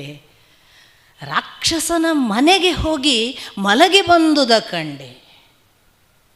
ಜವನ ಮನೆಗೆ ಹೋಗಿ ಸಾಯದೇ ಬಂದುದ ಕಂಡು ಬೆರಗಾದೆನಯ್ಯ ಗುಹೇಶ್ವರ. ಇದು ಆ್ಯಕ್ಚುಲಿ ಹುಲಿ, ಆರ್ಭಟಿಸ್ತ ಅಹಂಕಾರದ ಹುಲಿ. ಇದರೊಳಗೆ ಜಿಂಕೆ, ಹುಲ್ಲೆ ಕೋಮಲವಾಗಿ ಕೂತಿದೆ. ಇದು ಎಲ್ಲೆಲ್ಲ ಮೇಯ್ದು ಬರುತ್ತಲ್ಲ ಅಲ್ಲೆಲ್ಲ ಅದೂ ಹೋಗಿ ಮೇಯ್ದು ಬಂದಿದೆ. ಅದಕ್ಕೆಲ್ಲ ಅನುಭವಗಳು ಉಂಟು. ಈ ಹುಲಿ ಮಾಡಿದ ಎಲ್ಲ ಅವಾಂತರಗಳು, ಅವ್ಯವಹಾರಗಳನ್ನು ಇದು ಅನುಭವಿಸಿದೆ, ಇದು ಉಂಡಿದೆ. ಹುಲ್ಲೆ, ಜಿಂಕೆ ಆ ಹುಲಿಯ ಮೈಯಲ್ಲಿ ಕೂತು ಎಲ್ಲವನ್ನು ಅನುಭವಿಸಿ ಬಂದುದ ಕಂಡು ಬೆರಗಾದೆ. ಮತ್ತು ಅಷ್ಟೇ ಅಲ್ಲ, ರಾಕ್ಷಸನ ಮನೆಗೆ ಹೋಗಿ ನಿದ್ದೆ ಮಾಡಿ ಬಂದುದ ಕಂಡು ಬೆರಗಾದೆ. ಎಂತೆಂಥ ಆರ್ಭಟದ, ಸಿಟ್ಟಿನ, ಕ್ರೌರ್ಯದ, ದುಷ್ಟತನದ, ಕೊಲೆಗಡುಕುತನದ ಯಾವುದೋ ಕೆಲಸ ಮಾಡಲಿ, ಅದು ಒಳಗಿಂದ ಶಾಂತವಾಗಿ ನಿದ್ರಿಸ್ತದೆ. ಅದಕ್ಕೆ ಇಟ್ ಡಸಂಟ್ ಎಫೆಕ್ಟ್. ಇದು ಹೊರಗಿದೇನು ಮಾಡಿದೆ ಅಂತ. ರಾಕ್ಷಸನ ಮನೆಗೆ ಹೋಗಿ ಬಂದವನ ಒಳಗೆ ನಿದ್ರಿಸುವುದ ಕಂಡು ಬೆರಗಾದೆ. ಅಷ್ಟೇ ಅಲ್ಲ, 3ನೆಯ ಮಾತು, ಜವನ ಮನೆಗೆ ಹೋಗಿ ಸಾಯದೆ ಬಂದುದ ಕಂಡ ಬೆರಗಾದೆ. ಯಾಕೆ? ನಾವು ಜವನ ಮನೆಗೆ ಹೋಗ್ಬಿಡ್ತೀವಿ, ನಮ್ಮ ದೇಹ ಹೋಗುತ್ತೆ, ಸಾಯ್ತೀವಿ. ಇವ ವಾಪಸ್ ಬರ್ತಾನೆ, ಸಾಯದೇ ಇಲ್ಲ. ಇದು ಗುಹೇಶ್ವರ, ಇವ ಒಳಗಿದ್ದಾನೆ. ಇಷ್ಟು ಅದ್ಭುತವಾಗಿ ಉಪನಿಷತ್ತನ್ನು, ಇಷ್ಟು ಅದ್ಭುತವಾಗಿ ತತ್ವಶಾಸ್ತ್ರವನ್ನು ನಮಗೆ ಅಲ್ಲಮನ ಹಾಗೆ ಯಾರೂ ಹೇಳಲ್ಲ. ಕನ್ನಡದಲ್ಲಿ ಉಪನಿಷತ್ತು, ಕನ್ನಡದಲ್ಲಿ ಭಗವದ್ಗೀತೆ ಬೇಕಾದ್ರೆ ಅಲ್ಲಮನನ್ನೇ ಓದಬೇಕು, ಬೇರೆ ಯಾರೂ ಇಲ್ಲ. ಕನ್ನಡ ಗೊತ್ತಿದ್ದವ್ರಿಗೆ ಅರ್ಥ ಆಗದಿದ್ದರೂ ಸ್ವಲ್ಪ ಕೂತ್ರೆ ಅರ್ಥ ಆಗುತ್ತೆ. ಅಲ್ಲಮನನ್ನು ಪ್ರಾರ್ಥಿಸಿಕೊಳ್ಬೇಕು. ಇದೆಲ್ಲ ಎಷ್ಟು ಸುಂದರವಾಗಿದೆ. ಇದನ್ನು ಹೇಳುವಾಗ ಈ ಕೃಷ್ಣ ಹೇಳ್ತಾನೆ, ಇಂಥ ದೇಹ ಇದು ಇರುತ್ತೆ ಇಲ್ಲವಾಗತ್ತೆ. ಈ ಇರುತ್ತೆ ಇಲ್ಲವಾಗುತ್ತೆ ಅನ್ನುವ ಅಶಾಶ್ವತವಾದ ಸಂಗತಿಯ ಬೆನ್ನು ಹತ್ತಿ ನೀನು ಯಾವುದೋ ಇಲ್ಲವಾಗ್ತದೆ, ಅದು ಶಾಶ್ವತವಾಗಿ ಇಲ್ಲವಾಗ್ತದೆ ಅಂತ ಅಳ್ತಾ ಇದ್ದಿ. ಗತಾಸು ನಗತಾಸುಂಶ್ಚ. ಇವನು ಇಲ್ಲವಾಗುವವನು ಅಲ್ಲ, ಇಲ್ಲದೆ ಇರುವವನು ಅಲ್ಲ. ಇವ ಅನಾದಿ, ಇವನ ಅವ್ಯಯ, ಇವ ಯಾವತ್ತೂ ಇರುವವನು, ನಾಶವೇ ಆಗದವನು. ಅವನಿಗಾಗಿ ಯಾಕೆ ಅಳ್ತಿ ಅಂತ ಕೇಳುವಾಗ ಅವನಿಗೆ ಅಷ್ಟಕ್ಕೆ ಗೊತ್ತಾಗದಿದ್ದರೆ ಮುಂದೆ ಹೇಳ್ತಾನೆ, ಎರಡು ಥರದಿಂದ ಇದನ್ನು ಹೇಳುವವರಿದ್ದಾರೆ. ಒಂದು ವ್ಯವಸಾಯಾತ್ಮಿಕ ಬುದ್ಧಿ, ಇನ್ನೊಂದು ಅವ್ಯವಸಾಯಾತ್ಮಿಕ ಬುದ್ಧಿ. ಏನು ವ್ಯವಸಾಯಾತ್ಮಿಕ ಬುದ್ಧಿ ಅಂದರೆ ತುಂಬ ಪರಿಣತಿಯಿಂದ ಮನನ ಮಾಡಿ ಧ್ಯಾನ ಮುಖೇನ ತಿಳಿದು ಜ್ಞಾನದಿಂದ ಮಾಡುವವರು, ಅವರೆಲ್ಲ ವ್ಯವಸಾಯಾತ್ಮಿಕ ಬುದ್ಧಿ. ಇನ್ನಿದ್ದಾರೆ ಕೆಲವರು ಹಾಳು ಹರಟೆ ಕಾಡು ಹರಟೆಗಳಲ್ಲಿ ಮುಳುಗಿ ರೂಮರ್ಸು ಗಾಳಿ ಸುದ್ದಿಗಳಿಂದಲೇ ತತ್ವಶಾಸ್ತ್ರ ಹೇಳೋರು, ಅವ್ರಿಗೇನೂ ಗೊತ್ತಿರಲ್ಲ, ಸ್ವಂತಕ್ಕೂ ಗೊತ್ತಿಲ್ಲ, ಬೇರೆಯವರಿಂದ ತಿಳಿದದ್ದೂ ಅಲ್ಲ. ಅಂಥವರಿಗೆ ಅವ್ಯವಯಾಸಾತ್ಮಿಕ ಬುದ್ಧಿ ಅಂತ ಕರೀತಾನೆ ಕೃಷ್ಣ. ಪರಿಶ್ರಮವೇ ಇಲ್ಲದೆ ಮಾತಾಡುವವರು ಇವರೆಲ್ಲ ಎಂಥವರು? ಇವರೇನು ಮಾಡ್ತಾರೆ, ಈ ದೇಹ ತತ್ವವನ್ನು ದಾಟುವುದಕ್ಕೆ ವೇದವನ್ನು ಪಾಲಿಸಿ ಅಂತಾರೆ. ವೇದವನ್ನು ಪಾಲಿಸಿ ಅನ್ನುವಾಗ ವೇದದಲ್ಲಿ 4 ಭಾಗ ನಿಮಗೆ ಗೊತ್ತಿದೆ. ಒಂದು ಸಂಹಿತೆ, ಇನ್ನೊಂದು ಬ್ರಾಹ್ಮಣ, ಮತ್ತೊಂದು ಆರಣ್ಯಕ, ಕೊನೆಯದು ಉಪನಿಷತ್ತು. ಈ ಸಂಹಿತೆಗಳು ದೇವತೆಗಳ ಸ್ತುತಿ ಮಾಡುವ ಭಾಗ. ಈ ಸ್ತುತಿ ಮಾಡುವ ಭಾಗವನ್ನು ನಾವು ಮುಂದೆ ಬದುಕಿನಲ್ಲಿ ಕರ್ಮಕಾಂಡವಾಗಿ ಅನುಭವಿಸಬೇಕು ಅನ್ನುವಾಗ ನಮಗೆ ಬರುವಂಥದ್ದು ಬ್ರಾಹ್ಮಣ. ಕರ್ಮಕಾಂಡದ ಅನುಷ್ಠಾನದ ಸಂದರ್ಭ ಬಂದರೆ ಅದು ಆರಣ್ಯಕ. ವಾನಪ್ರಸ್ಥ ಅವಸ್ಥೆಯಲ್ಲಿ ಕಾಡಿನಲ್ಲಿ ಅದನ್ನು ಅನುಷ್ಠಾನ ಮಾಡಬೇಕು ಅಂತ ಅದು ಆರಣ್ಯಕ. ಕೊನೆಯದ್ದು ಉಪನಿಷತ್ತು, ಇಡೀ ವೇದದ ಸಾರ, ತಿರುಳು, ಅದು 4ನೆಯ ಭಾಗ. ನಮ್ಮಲ್ಲಿ ಅನೇಕ ಜನ ಯಾವುದರಲ್ಲಿ ಮುಳುಗಿದ್ದಾರೆ ಅಂದರೆ ಸಂಹಿತೆ ಮತ್ತು ಬ್ರಾಹ್ಮಣದ ಭಾಗದಲ್ಲೇ ಮುಳುಗಿ ಹೋಗಿದ್ದಾರೆ. ಅದರಲ್ಲಿ ಹೀಗಿದೆ, ಹೀಗೆ ಮಾಡಬೇಕು ಅಂತ ಹೇಳ್ತಾರೆ, ಈ ಕರ್ಮವನ್ನು ಮಾಡಿದರೆ ಇಂಥ ಫಲ ಅಂತ ಇದೆ, ಇಂಥ ಪುಣ್ಯವನ್ನು ಮಾಡಬೇಕು ಅಂತಾದರೆ ಈ ಯಜ್ಞ ಮಾಡಬೇಕು, ಈ ಹೋಮ ಹವನಕ್ಕೆ ನಿಮ್ಮನ್ನು ಅರ್ಪಿಸಿಕೊಳ್ಬೇಕು ಅಂತೆಲ್ಲ ಹೇಳಿ ಹೆದರಿಸ್ತಾರೆ. ಇವರು ಯಾರು? ಇವರನ್ನು ಕೃಷ್ಣ ಹೇಳ್ತಾನೆ ವೇದವಾದರತಾಹ. ಇವರೆಲ್ಲ ವೇದದ ವಾದದಲ್ಲಿ ರತಿಸುವವರು. ಅವರಿಗೆ ವೇದವನ್ನು ತಮ್ಮ ಸಮರ್ಥನೆಗಾಗಿ ಬಳಸಲಿಕ್ಕೆ ಇರುವ ಆಯುಧ. ಅದನ್ನೇ ಹೇಳಿ ಹೇಳಿ ನಮ್ಮನ್ನು ವೇದದ ಕಡೆಗೆ ತಾವು ಕರ್ಕೊಂಡು ಹೋಗುವುದು ಅಂತ ಭಾವಿಸ್ತಾ ನಮ್ಮನ್ನು ಮೌಢ್ಯಕ್ಕೆ ದೂಡ್ತಾರೆ ಹೊರತು ನಿಜವಾಗಿ ಮಾಡಬೇಕಾದದ್ದು ಏನು, ನಿಜವಾಗಿ ವೇದದಿಂದ ಮಾಡಬೇಕಾದದ್ದು ಏನು ಅಂದರೆ ಹೋಮ ಮಾಡುವವರನ್ನು ಕಂಡೆ ಹೊಗೆಯನಾರಿಸುವವರನ್ನು ಕಾಣೆ, ದಾರಿ ಹೇಳುವವರ ಕಂಡೆ ಹೆಜ್ಜೆ ಗುರುತನ್ನು ಅಳಿಸುವವರನ್ನು ಕಾಣೆ ಅಲ್ಲವಾ? ಅದು ಮಾಡಬೇಕಾದದ್ದು. ಹೋಮ ಮಾಡಿದ ಕೂಡಲೇ ಇದರ ಫಲದ ಬೆನ್ನು ಹತ್ತು ಬೇಡಯ್ಯ, ಹೋಮ ಮಾಡುವುದು ನಿನ್ನ ಆತ್ಮಸಮರ್ಪಣೆಗೆ. ಫಲವನಿತ್ತು ಪೂಜಿಸುವವರ ಬಲ್ಲೆ, ಪುಷ್ಪವನಿತ್ತು ಪೂಜಿಸುವವರ ಬಲ್ಲೆ, ತನ್ನನಿತ್ತು ತುಷ್ಟಿ ಪಡೆಯುವವರನ್ನು ಎನಗೆ ತೋರ ಚನ್ನಮಲ್ಲಿಕಾರ್ಜುನ.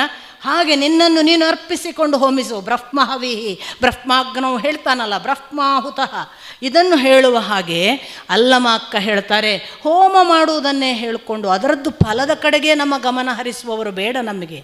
ಅದರಿಂದ ಹೊಗೆಯನಾರಿಸುವವರ ಕಾಣೆ. ನಾವೆಲ್ಲ ಫಲದ ಬೆನ್ನು ಹತ್ತುತ್ತಿದ್ದೇವೆ. ಹೊಗೆ ಆರಿಸಬೇಕು. ಹೊಗೆ ಆರಿಸುವುದು ಅಂದ್ರೇನು? ಈ ಹೋಮ ಆದ ನಂತರ ಇದು ಎಲ್ಲಿಗೆ ಮುಟ್ತದೆ, ನಮಗೇನು ಫಲ ಅಂತ ಬೆನ್ನು ಹತ್ತಬಾರದು, ಅದನ್ನು ಅಪೇಕ್ಷೆ ಪಡ್ತಿದ್ದಾನೆ ಅಲ್ಲಮ್ಮ. ಅದನ್ನೇ ಕೃಷ್ಣ ಹೇಳೋದು. ವೇದವಾದ ರತಾಹ, ಎಲ್ಲರೂ ಕೂಡ ಕಾಲದಾರಿಯನ್ನು ತೋರಿಸುವವರ ಬಲ್ಲೆ, ಹೆಜ್ಜೆಯನ್ನು ಅಳಿಸುವವರ ಕಾಣೆ. ನಮಗೆ ಈ ಡೈರೆಕ್ಷನ್ ಹೇಳಿಕೊಂಡು ಹೀಗಾಗಬೇಕು ಅಂತ ಹೇಳುವವರು ಬೇಡ.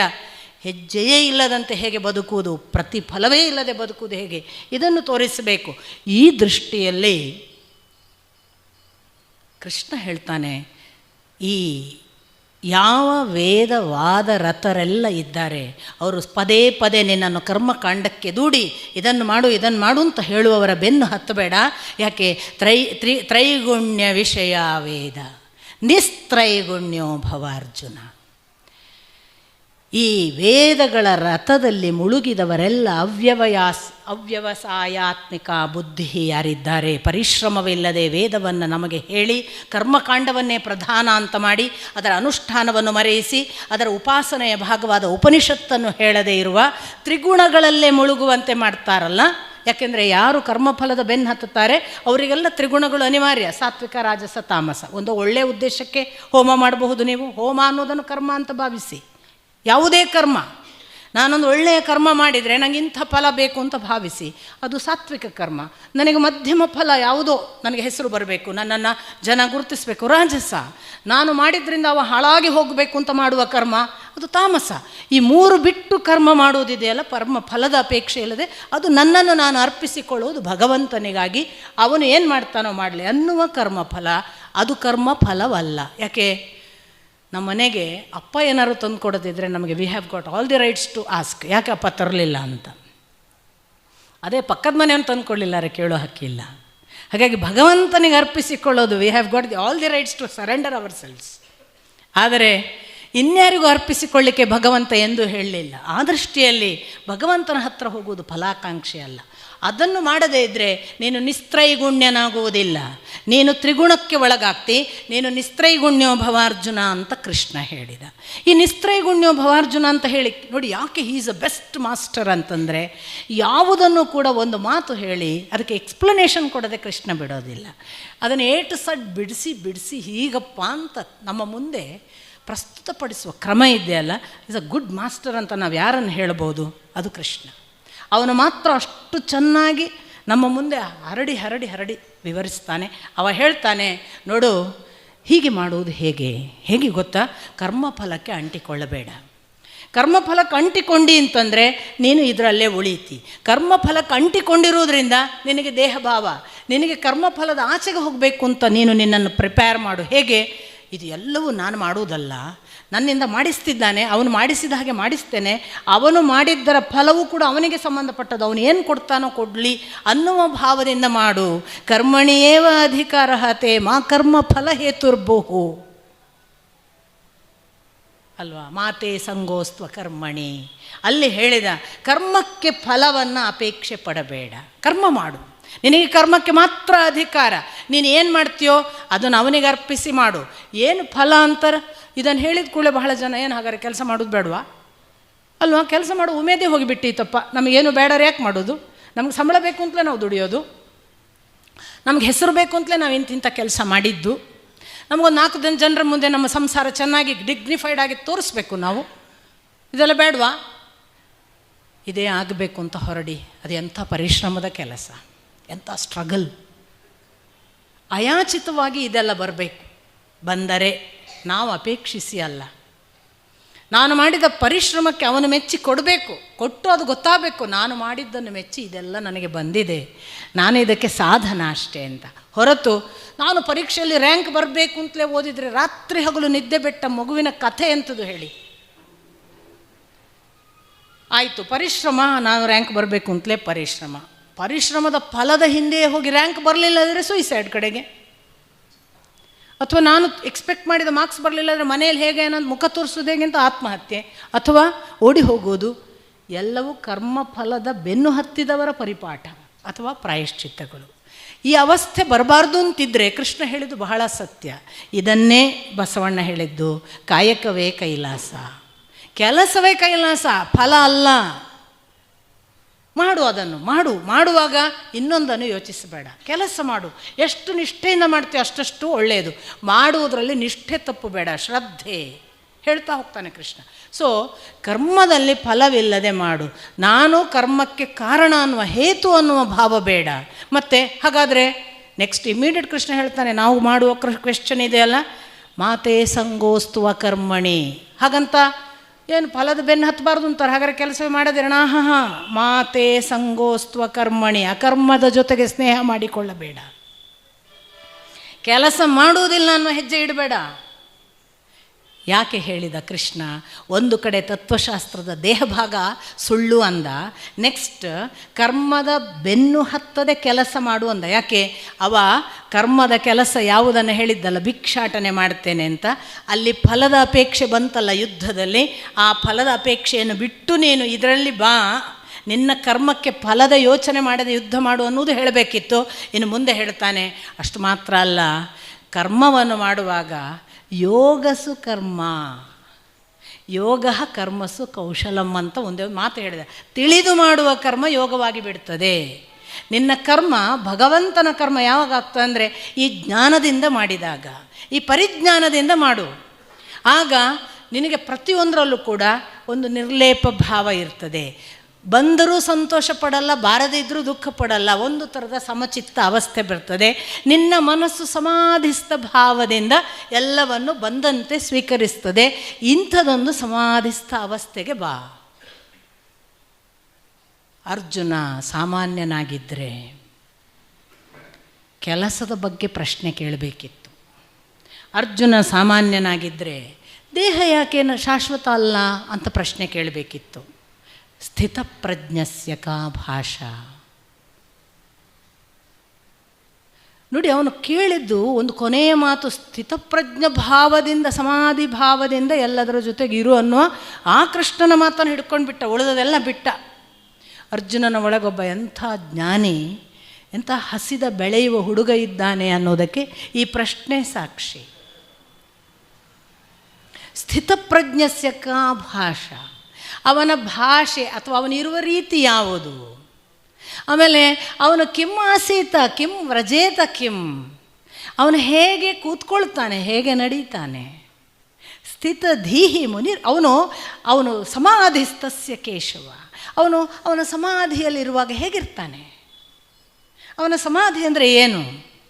ಅವನು ಏನು ಮಾತಾಡ್ತಾನೆ? ಕಿಂ ವ್ರಜೇತ, ಅವನು ನಡೀತಾನೆ ಹೇಗೆ, ಅವನ ಆಚರಣೆಗಳು ಹೇಗೆ? ಕಿಂ ಆಸೀತ, ಕೂತ್ಕೊಳ್ತಾನೆ ಹೇಗೆ? ಅವನ ಭಾಷೆ, ಅವನ ಪ್ರಭಾಷೇತ ಕಿಂ, ಹೇಗೆ ಮಾತಾಡ್ತಾನೆ, ಹೇಗೆ ಕೂತ್ಕೊಳ್ತಾನೆ, ಹೇಗೆ ಅವನ ನಡೆ ನುಡಿ ಇರ್ತದೆ. ಅವನು ಸಮಾಧಿ ಅಂದರೆ ಏನು, ಅವನ ಬಗ್ಗೆ ನನಗೆ ಹೇಳು ಅಂತ ಕೇಳ್ತಾನಲ್ಲ. ನಾನು ಅದಕ್ಕೆ ಹೇಳಿದ್ದು, ಕೃಷ್ಣನನ್ನು ಪ್ರಶ್ನೆ ಕೇಳಿದ ಅರ್ಜುನ ಎಂಥ ಡೆಪ್ತಿನಲ್ಲಿ ಇದ್ದಾನೆ ಅಂತ. ಅವನಿಗೆ ಉಳಿದದೆಲ್ಲ ಆಸಕ್ತಿದಾಯಕ ಅನ್ನಿಸ್ಲಿಲ್ಲ. ಕರ್ಮದ ಬಗ್ಗೆ ಕೇಳಬೇಕು ಅನ್ನಿಸ್ಲಿಲ್ಲ, ದೇಹದ ಬಗ್ಗೆ ಕೇಳಬೇಕು ಅನ್ನಿಸ್ಲಿಲ್ಲ. ಅದೆಲ್ಲ ಶಾಶ್ವತ ಅಂತ ಅಶಾಶ್ವತ ಅಂತ ಒಪ್ಕೊಂಡ ಹಾಗೆ. ಹಾಗಾದ್ರೆ ಇದನ್ನು ನಾನು ನೋಡೋದು ಹೇಗೆ? ಸ್ಥಿತಪ್ರಜ್ಞನಿಗೆ ಸಾಧ್ಯ ಅಂತೀನೇನು? ಸ್ಥಿತಪ್ರಜ್ಞೆ ಹೇಗಿರ್ತಾನೆ ಅಂತ ನನಗೆ ಗೊತ್ತಿಲ್ವಲ್ಲ. ದುಃಖೇಶು ಅನುದ್ವಿಗ್ನಮನ, ಸುಖೇಶು ವಿಗತ ಸ್ಪೃಹ, ವೀತರಾಗ ಭಯಕ್ರೋಧ, ಸ್ಥಿತದೀಹಿ ಮುನಿರುಚ್ಯತೆ. ಗುಣಲಕ್ಷಣಗಳನ್ನು ಕೊಟ್ಟ. ಸುಖ ದುಃಖೇ ಸಮೇಕೃತ್ವ, ಲಾಭಾಲಾಭೌ ಜಯಾಜಯ, ಇದೆಲ್ಲ ಹೇಳುವಾಗ ಪಕ್ಕಾ ಬ್ಯಾಲೆನ್ಸ್ ಮೈಂಡ್. ಸುಖ ದುಃಖೇ ಸಮೇಕೃತ್ವ, ಲಾಭಾಲಾಭವು ಜಯಾಜಯವು. ಒಂದು ಲಾಭ ಬರಲಿ, ಅಲಾಭ ಆಗಲಿ, ಜಯ ಬರಲಿ, ಅಪಜಯ ಬರಲಿ, ಸುಖ ಬರಲಿ, ದುಃಖ ಬರಲಿ, ಸಮೇಕೃತ್ವ, ಒಂದೇ ಥರ, ವ್ಯತ್ಯಾಸ ಇಲ್ಲ. ಅನೇಕರಿಗೆ ಏನು ಅನಿಸುತ್ತೆ, ಅವರಿಗೆ ಭಾವನೆ ಇಲ್ಲದ ಹಾಗಿದ್ದರೆ ಸಮಾಜದಲ್ಲಿ ಹೆಂಗ್ರಿ ಬದುಕುದು? ಹಾಗೆ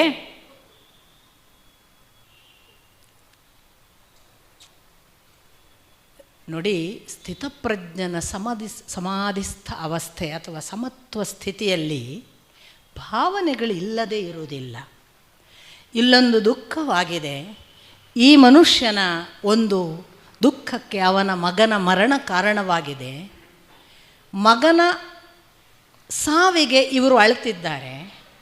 ಈ ಮಗನ ಸಾವಿಗೆ, ಮಗನ ದೇಹದ ಸಾವಿಗೆ ಅಳಬೇಕಾಗಿಲ್ಲ.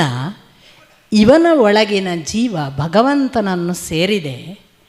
ಈ ದುಃಖ ಭಗವಂತನಿಗೆ ಸಂಬಂಧಪಟ್ಟದ್ದು, ಈ ಮನುಷ್ಯನಿಗಲ್ಲ ಅನ್ನುವ ಭಾವ ಸಂವೇದನೆ ಭಗವಂತನ ಜೊತೆಗೆ ಡೈರೆಕ್ಟ್ ಕನೆಕ್ಟ್ ಆಗುವುದರಿಂದ ಸ್ಥಿತಪ್ರಜ್ಞ ಆ ಸಾವಿನಲ್ಲಿರುವ ದೇಹಕ್ಕಾಗಿ ದುಃಖಿಸುವುದಿಲ್ಲ, ಆ ಜೀವಕ್ಕಾಗಿ ಭಗವಂತನ ಜೊತೆಗೆ ಪ್ರಾರ್ಥಿಸ್ತಾನೆ. ಭಾವನೆ ಇಲ್ಲದೆ ಇರುವುದಲ್ಲ, ಸೂಪರ್ ಫೈನಾದ ಭಾವನೆಗೆ ಹೋಗುವುದು. ನಾವು ಒಂದು ಲಿಟರಲ್ ಸೆನ್ಸಿನ ಬಹಳ ಮನುಷ್ಯ ಬಾಲಿಶ ಅವಸ್ಥೆಯ ದುಃಖಕ್ಕೆ ಬೀಳ್ತೇವೆ. ಒಬ್ಬ ಸಂತೋಷದ ತುದಿಯಲ್ಲಿರ್ತಾನೆ, ಪ್ರಧಾನಮಂತ್ರಿ ಆಗಿದ್ದಾನೆ ಅಂತ. ಚಹಾ ಮಾರುವವನು ಪ್ರಧಾನಮಂತ್ರಿ ಆಗಿದ್ದಾನೆ ಅಂತ ಎಲ್ಲ ಕೊಂಡಾಡ್ತಿರ್ತಾರೆ. ಅವನನ್ನು ನೋಡುವ ಸ್ಥಿತಪ್ರಜ್ಞನಿಗೆ ಅನ್ನಿಸ್ತದೆ, ಈ ಜೀವಕ್ಕೆ ಒಂದು ಕೆಲಸ ಇದೆ. ಈ ಜೀವದ ಕೆಲಸವನ್ನು ಸಾಧ್ಯ ಮಾಡಿಸಿಕೊಳ್ಳಲಿಕ್ಕೆ ಕೆಲವು ದಿನ ಇವನನ್ನು ಪ್ರಧಾನಮಂತ್ರಿಯ ಪಟ್ಟದಲ್ಲಿ ಭಗವಂತ ಕೂಡಿಸಿದ್ದಾನೆ. ಇದು ಶಾಶ್ವತವಲ್ಲ, ಇವನು ಚೆನ್ನಾಗಿ ಕೆಲಸ ಮಾಡಿದರೆ ಇವನಿಗೆ ಒಳ್ಳೆಯದಾದೀತು ಅಂತ ಪ್ರಾರ್ಥಿಸ್ತಾನೆ. ಇದು ಸಮಾಧಿಸ್ಥ ಅವಸ್ಥೆ ಅಂದರೆ. ಇದು ಭಗವಂತನ ಜೊತೆಗೆ ಸುಖ ದುಃಖೇ ಸಮೇಕೃತ್ವ, ಲಾಭಾಲಾಭೌ ಜಯಾಜಯವು. ಅಥವಾ ಯಾವ ದುಃಖೇಶು ಅನುದ್ವಿಗ್ನ ಮನಃ. ನಮ್ದು ಹೇಗೆ ದುಃಖ ಬಂದ್ಕೊಳ್ಳೆ ಭಾರಿ ಉದ್ವೇಗ, ಅಳುವುದೇನು, ಬೀಳುವುದೇನು, ಕರೆಯೋದೇನು, ಯಾರ ಹೆಗಲು ಸಿಗ್ತದೆ, ಯಾರ ಹತ್ರ ಹೇಳ್ಕೊಳ್ಳೋದು ಗೊತ್ತಿಲ್ಲ ನಮಗೆ. ಸುಖೇಶು ನಾವೇ ನಾವು, ನಮಗೆ ಸುಖ ಬಂದದ್ದೇ ನಮ್ಮ ಕಾರಣದಿಂದ ಅನ್ನುವ ದೊಡ್ಡ ಅಹಂಕಾರದಲ್ಲಿ ನಮ್ಮ ಹಾಗೆ ಯಾರಿಗುಂಟು? ಎರಡೂ ಆಗಬಾರ್ದಲ್ವ. ದುಃಖೇಶು ಅನುದ್ವಿಗ್ನ ಮನಃ, ಸುಖೇಶು ವಿಗತ ಸ್ಪೃಹ. ಮುಟ್ಟದ ಹಾಗೆ ಇರಬೇಕು. ಒಂದು ದೊಡ್ಡ ಸಂತೋಷ ಬಂದರೂ ಅವನು ಓಹೋ ಇದು ನನ್ನ ಸಂತೋಷ ಅಂತ ಕುಣಿದಾಡಲ್ಲ. ಒಂದು ದುಃಖ ಬಂದರು, ಅಯ್ಯೋ ದೇವರೇ ನನ್ನ ಜೀವನಕ್ಕೆ ಯಾಕಪ್ಪ ಈ ದುಃಖ ಅಂತ ಹೇಳಲ್ಲ. ಇದು ಈ ಡಿಫರೆನ್ಸನ್ನು ಕೃಷ್ಣ ಹೇಳ್ತಿದ್ದಾನೆ. ಇದು ಸಮಾಧಿಸ್ಥ ಅವಸ್ಥೆಯ ಒಬ್ಬ ಸ್ಥಿತಪ್ರಜ್ಞನ ಗುಣಲಕ್ಷಣಗಳು ಅಂತ ಹೇಳಿ ಕೃಷ್ಣ ಹೇಳ್ತಾನೆ, ಹೀಗೆ ಮುಂದುವರಿದರೆ ನೀನು ಈ ಕರ್ಮವನ್ನು ದಾಟಕ್ಕೆ ಸಾಧ್ಯವಿದೆ. ಈ ಕರ್ಮ ನಮ್ಮನ್ನು ದಾಟಿಸಲಿಕ್ಕಾಗಿ ಇದೆ ಮತ್ತು ಈ ಭಕ್ತಿಯಿಂದ ಮಾಡಿದವನೆಲ್ಲ ಈ ಕರ್ಮವನ್ನು ದಾಟ್ತಾನೆ, ಇಲ್ಲದಿದ್ದರೆ ಇಲ್ಲೇ ಮುಳುಗಿ ಹೋಗ್ತಾನೆ. ನೀನು ಅದನ್ನು ಮಾಡಬೇಕಾದ್ರೆ ಈ ಥರದ ಕರ್ಮದ ಜೊತೆಗೆ ಒಂದು ಬಾಂಧವ್ಯ ಇಟ್ಕೊಂಡು ಅದನ್ನು ದಾಟುವುದ್ರ ಕಡೆಗೆ ಹೊರಡು, ಆಗ ನಿನಗೆ ಇದು ಸಾಧ್ಯವಾಗ್ತದೆ, ಇಲ್ಲಾದರೆ ಸಾಧ್ಯ ಆಗೋದಿಲ್ಲ. ಆದರೆ ಯಾರಿಗೆಲ್ಲ ಇಂದ್ರಿಯಗಳೇ ಪ್ರಧಾನವಾಗಿರ್ತವೆ ಅವರು ಮಾತ್ರ ಇಂದ್ರಿಯಗಳಲ್ಲೇ ಮುಳುಗುತ್ತಾರೆ. ಇಂದ್ರಿಯಗಳಲ್ಲಿ ಮುಳುಗಿದವರಿಗೆ ಇದನ್ನು ದಾಟಕ್ಕಾಗಲ್ಲ. ಯಾಕೆ? ಸಂಗಾಸ್ತು ಯಾವ ಯಾವ ಸಂಘದಿಂದ ತೇಷು ಉಪಜಾಯತೆ ಕಾಮಃ, ಕಾಮಾತ್ ಭವತಿ ಕ್ರೋಧಃ, ಕ್ರೋಧಾತ್ ಸಮ್ಮೋಹಃ, ಸಮ್ಮೋಹಾತ್ ವಿಭ್ರಮಃ, ಸ್ಮೃತಿಭ್ರಂಶಾತ್ ಬುದ್ಧಿನಾಶಾತ್ ವಿನಶ್ಯತಿ. ಪುನಃ ಅದನ್ನು ಎಚ್ಚರಿಸ್ತಾನೆ. ಹಾಗಾಗಿ ನೀನು ಈ ಕಾಮಕ್ರೋಧಗಳಿಂದ ನೀನು ದೂರ ಬಾ. ಅದು ಯಾಕೆ ಹೇಗೆ ಬರಬೇಕು? ಇಂದ್ರಿಯಗಳಿಂದ ಕಳಚಿಕೋ. ಇಂದ್ರಿಯಗಳಿಂದ ಕಳಚಿಕೊಳ್ಳೋದಂದರೆ ನಿನ್ನ ಭಾವನೆಗಳನ್ನು ಇಂದ್ರಿಯದ ಮನಸ್ಸಿನ ಜೊತೆಗೆ ಈ ದೇಹಕ್ಕೆ ಸಂಬಂಧಪಟ್ಟ ಸಂತೋಷಕ್ಕೆ ಕನೆಕ್ಟ್ ಮಾಡದೆ ಭಾವಕ್ಕೆ ಸಂತೋಷ ಪಡುವ ಆ ಭಗವಂತನ ಜೊತೆಗೆ ಕನೆಕ್ಟ್ ಮಾಡು. ಈ ಥರದ ಸೂಚನೆ ಕೊಡ್ತಾ ಕೃಷ್ಣ ಇದನ್ನು ದಾಟುವುದರ ಕಡೆಗೆ ನಡಿ, ಇದು ನಿನಗೆ ಸಾಧ್ಯವಿದೆ. ಆದರೆ ನೆನಪಿಟ್ಟುಕೋ, ತಿಳಿಯುವ ಜ್ಞಾನ ನಹಿ ಜ್ಞಾನೇನ ಸದೃಶಂ, ಜ್ಞಾನಕ್ಕೆ ಸದೃಶವಾದ ಯಾವುದೂ ಇಲ್ಲ ಅಂತಲೂ ಎಚ್ಚರಿಸ್ತಾನೆ. ಈಗ ಅವನು ಕೇಳ್ತಾನೆ, ಹ್ಯವರಂ ಕರ್ಮ, ದೂರೇಣ ಹ್ಯವರಂ ಕರ್ಮ ಅಂತಲೂ ಒಂದು ಮಾತು ಬಂದಿರುತ್ತೆ ಕೃಷ್ಣನ ಬಾಯಿಯಿಂದ. ಜ್ಞಾನಕ್ಕಿಂತ ಕರ್ಮವು ಬಹಳ ದೂರ ಅಥವಾ ಕಡಿಮೆ. ಪಕ್ಕ ಅದನ್ನೇ ತಗೋತಾನೆ ಅರ್ಜುನ. ನೀನೇ ಹೇಳ್ತಿ ಈ ಕರ್ಮ ಘೋರ ಅಂತ, ಜ್ಞಾನಕ್ಕಿಂತ ಅದು ಕಡಿಮೆ ಅಂತ. ಮತ್ತೆ ಯಾಕೆ ನನ್ನನ್ನು ದುಡ್ತೀಯಪ್ಪ ಕರ್ಮದಲ್ಲಿ? ಯುದ್ಧ ಮಾಡು ಯಾಕೆ ದುಡ್ತೀನ ನಾನು? ಆಗ ಅವನು ಹೇಳ್ತಾನೆ, ಹೌದು ಯಾಕೆ ಮಾಡ್ತೀಯ ಅಂದರೆ ಕರ್ಮ ಮಾಡದೆ ಈ ಜಗತ್ತಿಲ್ಲ. ಅದು ಪ್ರಕೃತಿರ್ಜೈ ಗುಣೈಹಿ, ಪ್ರಕೃತಿ ಸಹಜವಾಗಿ ನಮ್ಮೆಲ್ಲರಲ್ಲೂ ಕರ್ಮ ಇದೆ. ಒಬ್ಬ ಮನುಷ್ಯ ಮಾತಾಡದೆ ಇವತ್ತು ನನ್ನ ಕೆಲಸವೇ ಮಾಡದೆ ಒಂದು ದಿವಸ ಕೂತ್ಕೊಳ್ತೇನೆ ಅಂತ ಯಾರಾದರೂ ಪ್ರಯತ್ನ ಪಡಿ. ಕೂತ್ಕೊಳ್ಳೋದು ಎಷ್ಟು ಕಷ್ಟ ಅನ್ನೋದನ್ನು ನೀವೇ ಯೋಚನೆ ಮಾಡಿ. ಈಗ ಇಲ್ಲಿ ಕೂತ್ಕೊಳ್ಳುವಾಗಲೂ ಕೂಡ ಕೂತಿದ್ದೇವೆ ದೈಹಿಕವಾಗಿ, ಮನಸ್ಸು ಕೆಲಸ ಮಾಡ್ತಿದೆ, ಅದರಿಂದ ಕೂತ್ಕೊಳ್ಳೋಕ್ಕಾಗತ್ತೆ. ಸಪೋಸ್ ಮನಸ್ಸು ಕೆಲಸ ಮಾಡಲಿಲ್ಲ, ಕಣ್ಣು ಮಿಟುಕಿಸಬಾರದು. ಕರ್ಮ ಇಲ್ಲ ಅಂತಂದರೆ ಎಲ್ಲಿವರೆಗೆ ಇರಬಾರ್ದು? ಕಣ್ಣು ಮಿಟುಕಿಸಬಾರ್ದು, ಕಿವಿ ಕೇಳಬಾರ್ದು, ಉಸಿರಾಡಬಾರ್ದು ಅಂತ ಅಂದ್ಕೊಳ್ಳಿ, ಕುಂಭಕದಲ್ಲಿರಬೇಕು. ಕರ್ಮವೇ ಇಲ್ಲದ ಸ್ಥಿತಿಗೆ ಹೋಗೋಕ್ಕೆ ಸಾಧ್ಯನಾ? ಕರ್ಮವೇ ಇಲ್ಲದ ಸ್ಥಿತಿಗೆ ಹೋಗೋಕ್ಕೆ ಸಾಧ್ಯವಿಲ್ಲ. ಈ ಜಗತ್ತು ಕರ್ಮವಿಲ್ಲದೆ ಇಲ್ಲಪ್ಪ. ಹಾಗಾಗಿ ಕರ್ಮ ಅನ್ನೋದು ಅನಿವಾರ್ಯ, ನೀನು ಮಾಡಲೇಬೇಕು. ನೀನು ಮಾಡದೇ ಇದ್ದರೆ ಅದು ನಿನ್ನನ್ನು ಬಿಡೋದಿಲ್ಲ, ನಿನ್ನನ್ನು ಕರ್ಕೊಂಡೇ ಹೋಗ್ತದೆ. ಆ ಅರ್ಥದಲ್ಲಿ ಕರ್ಮವನ್ನು ಮಾಡು. ಹಾಗಾದರೆ ನಾನು ಹೇಗೆ ಕರ್ಮವನ್ನು ಮಾಡಬೇಕು ಅನ್ನೋದನ್ನು ಪುನಃ ಕೃಷ್ಣ ಹೇಳ್ತಾ ಬರ್ತಾನೆ.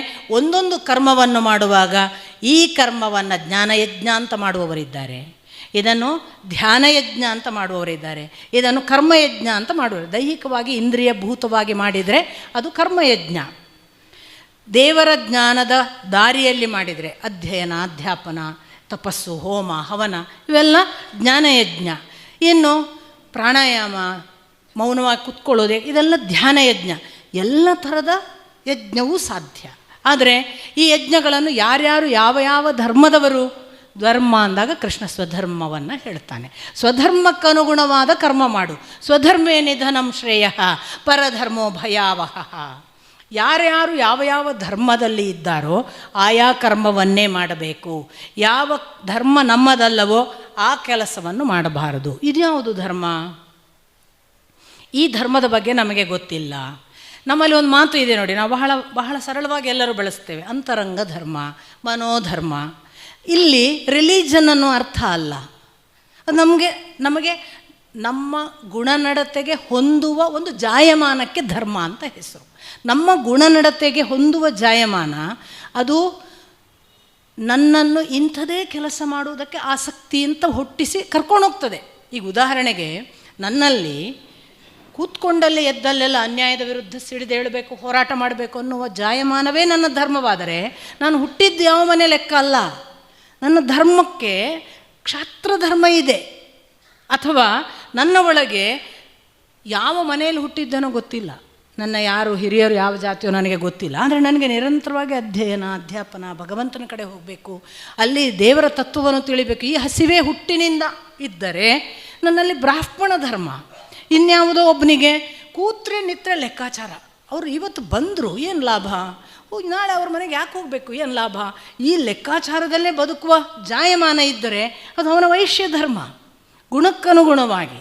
ಇದು ವರ್ಣಕ್ಕೆ ಸಂಬಂಧಪಟ್ಟದ್ದೇ, ಬಣ್ಣ. ಹಾಗೆಯೇ ನನಗೆ ಪರಿಚಾರಕತ್ವ, ಸದಾ ಇನ್ನೊಬ್ಬರ ದುಃಖಕ್ಕೆ ಕರಗುವ, ಅವರ ಸೇವೆ ಮಾಡುವ, ಅವರು ಕಷ್ಟದಲ್ಲಿದ್ದರೆ ನಾನು ಏನಾದರೂ ಅವರಿಗೆ ಮಾಡಿ ಕೊಟ್ಟು ಆನಂದ ಪಡುವ ಅಂತಿದ್ರೆ ಶುಚ ದ್ರವತಿ, ಇನ್ನೊಬ್ಬರ ದುಃಖಕ್ಕೆ ಕರಗುವ ಗುಣ, ಅದು ಶೂದ್ರ.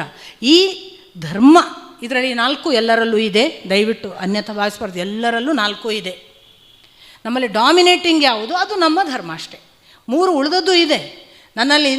ನಾನು ಯಾವುದೋ ಒಂದು ಸಂದರ್ಭದಲ್ಲಿ ಹೋರಾಟ ಮಾಡುವ ಛಾತಿ ಬಂದೇ ಬರ್ತದೆ, ಸಿಟ್ಟು ಬಂದಾಗ.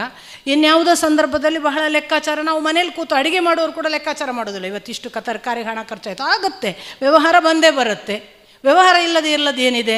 ಎಷ್ಟೋ ಸಂದರ್ಭದಲ್ಲಿ ಯಾರೇ ಬರಲಿ ಸೇವೆ ಮಾಡಬೇಕು ಅನ್ನೋ ಮನೋಭಾವ ಇಲ್ಲದಿದ್ದರೆ ಅದೆಂಥ ಮನುಷ್ಯತ್ವ? ಸೇವೆ ಎಲ್ಲರ ಗುಣ. ಯಾವುದೋ ಒಂದು ಸಂದರ್ಭದಲ್ಲಿ ದಿನ ಇಡೀ ಹಾಳು ಮಾಡಿದೆ, ದೇವರನ್ನು ಯೋಚಿಸೋದೇ ಇಲ್ಲಲ್ಲ ಅಂತ ಒಂದು ಕ್ಷಣವಾದರೂ ಯೋಚಿಸ್ತೇವಲ್ಲ, ಅಲ್ಲಿಯ ಮಟ್ಟಿಗೆ ಬ್ರಾಹ್ಮಣತ್ವ. ಯಾವುದು ನಮ್ಮ ದಿನದ 75% ಆವರಿಸಿದೆ ಅದು ನಮ್ಮ ಪ್ರಮುಖ ಧರ್ಮ ಅಷ್ಟೇ. ಸ್ವಧರ್ಮೇ ನಿಧನಂ ಶ್ರೇಯ ಪರಧರ್ಮೋ ಭಯಾವಹ. ಆದ್ದರಿಂದಲೇ ಈ ಮಾತನ್ನು ಕೃಷ್ಣ ಹೇಳುವಾಗ ಭಾರತೀಯ ಹಿಂದೂ ಧರ್ಮ ಪರಂಪರೆಗೇ ಒಂದು ಹೊಸ ಸಂದೇಶ ಕೊಟ್ಟಿದ್ದಾನೆ ಕೃಷ್ಣ. ನಾವು ಪರಧರ್ಮಕ್ಕೆ ಹೋಗುವುದು ಭಯವನ್ನು ಉಂಟು ಮಾಡುತ್ತದೆ, ನಮ್ಮ ಧರ್ಮವನ್ನು ನಾವು ಆಚರಿಸಬೇಕು. ಇದನ್ನು ರಿಲಿಜನ್ನಿಗೆ ಅನ್ವಯಿಸುವುದಲ್ಲ. ಸಪೋಸ್ ನಮ್ಮ ಧರ್ಮದಲ್ಲಿ ಯಾವುದಿದೆ ಅದನ್ನು ಬಿಟ್ಟು ಇನ್ನೊಂದು, ಈಗ ಉದಾಹರಣೆಗೆ ಮಗು ಹೇಳ್ತಾ ಇರ್ತದೆ, ಅಮ್ಮ ನನಗೆ ಇಂಜಿನಿಯರ್ ಆಗಲಿಕ್ಕೆ ಇಷ್ಟ ಇಲ್ಲ, ಮತ್ತು ನಂಗೆ ಸಂಗೀತಗಾರ ಆಗಬೇಕು. ಅದರ ಧರ್ಮ ಪಾಪ, ಅದು ಸಂಗೀತದ ಒಳಗೆ ಹಸಿವಿದೆ. ಇಲ್ಲ ನೀನು ಎಂಜಿನಿಯರೇ ಆಗಬೇಕು. ಪರಧರ್ಮೋ ಭಯಾವಹ. ಪಾಪ ಫೇಲ್ ಆಗುತ್ತೆ, ಅಳುತ್ತೆ, ಬೀಳುತ್ತೆ, ಅದಕ್ಕೆ ಒಳ್ಳೆ ಮಾರ್ಕ್ಸ್ ಬರೋಲ್ಲ, ಅದರಲ್ಲಿ ಎಂಜಾಯ್ ಮಾಡಲ್ಲ, ಜೀವನ ಎಲ್ಲ ಹಾಳು ಮಾಡುತ್ತೆ. ಅಪ್ಪ ಅಮ್ಮ ಮಾತ್ರ ಇಲ್ಲ ಸಂಗೀತಗಾರ ಆಗಲಿಕ್ಕಿಲ್ಲ. ಇದು ಪರಧರ್ಮಕ್ಕೆ ದೂಡುವುದು. ಛಾತಿಯಿಂದ ಜಾಯಮಾನದಿಂದ ಯಾವುದು? ಹಾಗಂತ ಕೊಲೆಗಾರನಿಗೆ ಕೊಲೆ ಮಾಡುವ ಗುಣ ಇರ್ತದೆ, ಅವನನ್ನು ಚೇಂಜ್ ಮಾಡಬೇಕು, ಅದು ಬೇರೆ ಮಾತು, ಅದಕ್ಕೆ ಬೇರೆ ವಿಶ್ಲೇಷಣೆ. ಇದನ್ನು ಹೇಳಿದ ಅವನು ಸ್ವಧರ್ಮೇ ನಿಧನಂ ಶ್ರೇಯ ಪರಧರ್ಮೋ ಭಯಾವಹ. ಅಷ್ಟೇ ಹೇಳಲಿಲ್ಲ ಅವನು.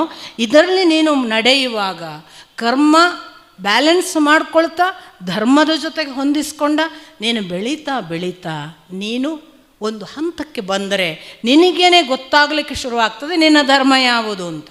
ಆಗೊಂದು ಭಾರಿ ಒಳ್ಳೆ ಪ್ರಶ್ನೆ ಕೇಳ್ತಾನೆ ಅರ್ಜುನ.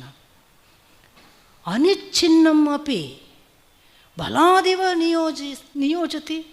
ನನಗೆ ಕೆಲವೊಮ್ಮೆ ಇಷ್ಟ ಇರುವುದಿಲ್ಲ ನಮಗೆ, ಅಂಥ ಸಂದರ್ಭದಲ್ಲಿ ಅನಿಚ್ಛಿನ್ನಮಪಿ, ಇಚ್ಛೆ ಇಲ್ಲದಿದ್ದರೂ ಕೂಡ ಯಾವುದೋ ಕರ್ಮಕ್ಕೆ ಯಾವುದೋ ಎಳೀತದಲ್ಲ, ಅದು ಯಾಕೆ?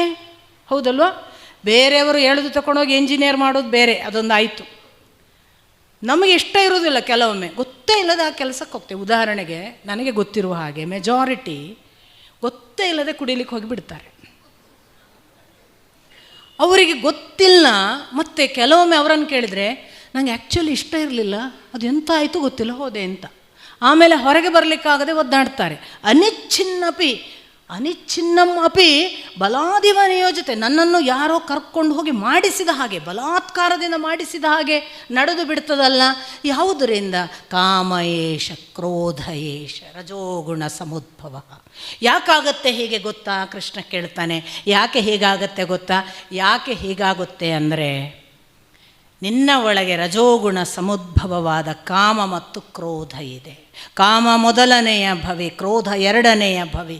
ಲೋಭ ಮೋಹ ಮದ ಮತ್ಸರವೆಂಬ 6 ಭವಿಗಳಲ್ಲಿ ತೊಳಲಾಡಿದೆನಯ್ಯ ಅಂತ ಅಕ್ಕ ಮಹಾದೇವಿ. ಕಾಮಯೇಷ, ಲೋಭಯೇಷ, ಕ್ರೋಧಯೇಷ ಅಂತ ಮುಂದೆ ಕೂಡ ಹೇಳ್ತಾನೆ ಕೃಷ್ಣ. ಮುಂದೊಂದು ಸಂದರ್ಭದಲ್ಲೂ ಹೇಳ್ತಾನೆ. ತ್ರಿಗುಣಗಳನ್ನು ಹೇಳುವಾಗ ಅಲ್ಲಿಯೂ ಈ ಕಾಮಕ್ರೋಧದಿಂದ ನಿನಗೆ ಗೊತ್ತೇ ಇಲ್ಲದೆ ನೀನು ಬಲಾತ್ಕಾರವಾಗಿ ನೀನು ಇಷ್ಟ ಇಲ್ಲದಿದ್ದರೂ ಕೆಡುಕಿನ ಕೆಲಸವನ್ನು ಮಾಡುವಂತೆ ಆಗ್ತದೆ. ಆದ್ದರಿಂದ ಸಂಗಾಸ್ತೇಷು ಉಪಾಜಾಯತೆ ಕಾಮಃ, ಕಾಮಾತ್ ಕ್ರೋಧೋ ಭವತ್. ಆದ್ದರಿಂದ ನಿನ್ನ ಸಂಘವನ್ನು ಕಡಿಮೆ ಮಾಡು. ಯಾವುದರಿಂದ? ಈ ಸಂಘ ಇದೆಯಲ್ಲ, ಇಂದ್ರಿಯಗಳ ಜೊತೆಗೆ ಮನಸ್ಸು ಸಂಘ ಮಾಡಿದೆ. ಮನಸ್ಸು ಸಂಘ ಮಾಡಿ ಆ ಹೆಣ್ಣು ಎಷ್ಟು ಚೆನ್ನಾಗಿದ್ದಾಳೆ ನೋಡು ಅಂದ್ಕೊಳ್ಳೆ ನೋಡುತ್ತೆ, ಎಂಥ ಚಂದದ ಹಾಡು ಅಂದ್ಕೊಳ್ಳೆ ಕಿವಿ ಕೇಳಿ ಬಿಡುತ್ತೆ. ಅಬ್ಬಾ ಈ ಬಟ್ಟೆ ತೊಗೋಬೇಕು ಅಂತ ಅಪೇಕ್ಷೆ ಪಟ್ಟರೆ ಬಿಡೋದೇ ಇಲ್ಲ. ಈ ಮನಸ್ಸು ಇಂದ್ರಿಯಗಳಿಗೆ ಕನೆಕ್ಟ್ ಆದಾಗ ಯಾವುದನ್ನು ಆನಂದ ಅಂತ ಭಾವಿಸ್ತೀವಿ. ಅಮ್ಮ ಮಾಡಿದ ಅಡುಗೆಯನ್ನು ಪಿಜ್ಜಾ ಚೆನ್ನಾಗಿದೆ ಹೋಗು ನಾಲಿಗೆ ಅನ್ನತ್ತೆ, ಹೋಗೇ ಬಿಡ್ತೀವಿ. ಅಮ್ಮ ಮರ್ತು ಹೋಗ್ತಾಳೆ, ಅವಳ ಪರಿಶ್ರಮ ಮರ್ತು ಹೋಗುತ್ತೆ, ಅವಳ ಪ್ರೀತಿ ಮರ್ತು ಹೋಗುತ್ತೆ, ಆಹಾರದ ಸದ್ಗುಣಗಳು ಮರ್ತು ಹೋಗುತ್ತೆ, ಪಿಜ್ಜಾ ದೊಡ್ಡವನಾಗಿ ಬಿಡ್ತಾನೆ. ಈ ಕಾರಣಗಳೆಲ್ಲ ಯಾವುದರಿಂದ ಆಗ್ತದೆ? ಇಂದ್ರಿಯಕ್ಕೆ ಮನಸ್ಸನ್ನು ಒಪ್ಪಿಸಿದ್ದರಿಂದ. ಸಪೋಸ್ ಇದೇ ಮನಸ್ಸನ್ನು ಇಂದ್ರಿಯಗಳ ಮಾತು ಕೇಳದೆ ಒಳಿತಿನ ಕಡೆಗೆ ತಿರುಗಿಸು. ನಂಗೆ ಮತ್ತೆ ಅಲ್ಲಮನೆ ನೆನಪಾಗ್ತಾನೆ, ಏನು ಮಾಡೋ ಹಾಗಿಲ್ಲ. 3 ಹೆಬ್ಬಾಗಿಲ ಪುರದೊಳಗೊಂದು ಕೋತಿ ಆಡುತ್ತಿತ್ತು. 3 ಹೆಬ್ಬಾಗಿಲ ಪುರದೊಳಗೊಂದು ಕೋತಿ ಆಡುತ್ತಿತ್ತು, ಬಂದು ಹೋದವರನ್ನು ಏಡಿಸಿ ಕಾಡುತ್ತಿತ್ತು. ಈ ಕೋತಿಗೆ ಕಾಲಿಲ್ಲ, ಹೆಜ್ಜೆ ಉಂಟು. ಆಮೇಲೆ ತಲೆ ಇಲ್ಲ, ಮನಸ್ಸುಂಟು. ಈ ಕೋತಿ ಸರ್ಪದ ಹೇಳಿಗೆಯನ್ನಿಟ್ಟುಕೊಂಡು 10 ಹೆಡೆಯ ಸರ್ಪವನ್ನು ಆಡಿಸುತ್ತಿತ್ತು. ತನ್ನ ಮದದ ಗರ್ಭದಲ್ಲಿ ಹುಟ್ಟಿದ ಮದದ ಆನೆಯನೇರಿ ನೆತ್ತಿಯ ಮೇಲೆ ಕುಣಿದಾಡುತ್ತಿತ್ತು. ತನ್ನ ಹುಟ್ಟಿಗೆ ಕಾರಣನಾದ ಶ್ರೀಹರಿಯನ್ನೇ ಮೆಟ್ಟಿನಲಿಯುತ್ತಿತ್ತು. ಒಂದೊಮ್ಮೆ ಈ ಕೋತಿಗೆ ಮಾಣಿಕ್ಯವನ್ನಿಟ್ಟರೆ, ಒಂದೊಮ್ಮೆ ಈ ಕೋತಿಯ ಕೈಯಲ್ಲಿ ಮಾಣಿಕ್ಯವನ್ನಿಟ್ಟರೆ ಗುಂಪಿನಿಂದ ಅತ್ತ ಸರಿದು ತನ್ನಷ್ಟಕ್ಕೆ ಕುಳಿತು ಏಕಾಂತದೊಳು ಮೈಯ ಮರೆತಿತ್ತು ನೋಡ ಗುಹೇಶ್ವರ. ಇದು ಅಂತಿಂಥ ಮಂಗ ಅಲ್ಲ ಈ ಮನಸ್ಸು. ಇದು 3 ಪುರ, ನಮ್ಮದು ತ್ರಿಗುಣಗಳನ್ನು ಇರುವಂತಹ ದೇಹ, ಅದರಲ್ಲಿ ಎದುರಿಗೆ ಕಟ್ಟಿ ಹಾಕಲಾಗಿದೆ ಈ ಮನಸ್ಸನ್ನು ಆಡಿಸಲಿಕ್ಕೆ ಇರೋದು. ಈ ಆಡಿಸಿದ ಮಂಗ ಬರೀ ಆಡಿಸೋದಿಲ್ಲ, ಎಷ್ಟು ಕೆಟ್ಟದಾಗ ಆಡಿಸುತ್ತೆ ಅಂದರೆ 10 ಹೆಡೆಯ ಅಂದರೆ ಅದೇ ದಶ, ಅದು ಕರ್ಮೇಂದ್ರಿಯ ಮತ್ತು ಜ್ಞಾನೇಂದ್ರಿಯ ಎರಡಕ್ಕೂ ಸಂಬಂಧಪಟ್ಟ ಪಂಚೇಂದ್ರಿಯಗಳು ಮತ್ತು ಜ್ಞಾನೇಂದ್ರಿಯ ತನ್ಮಾತ್ರೆಗಳು, ಇದನ್ನು ಸೇರಿ 10 ಹೆಡೆಯ ಸರ್ಪ.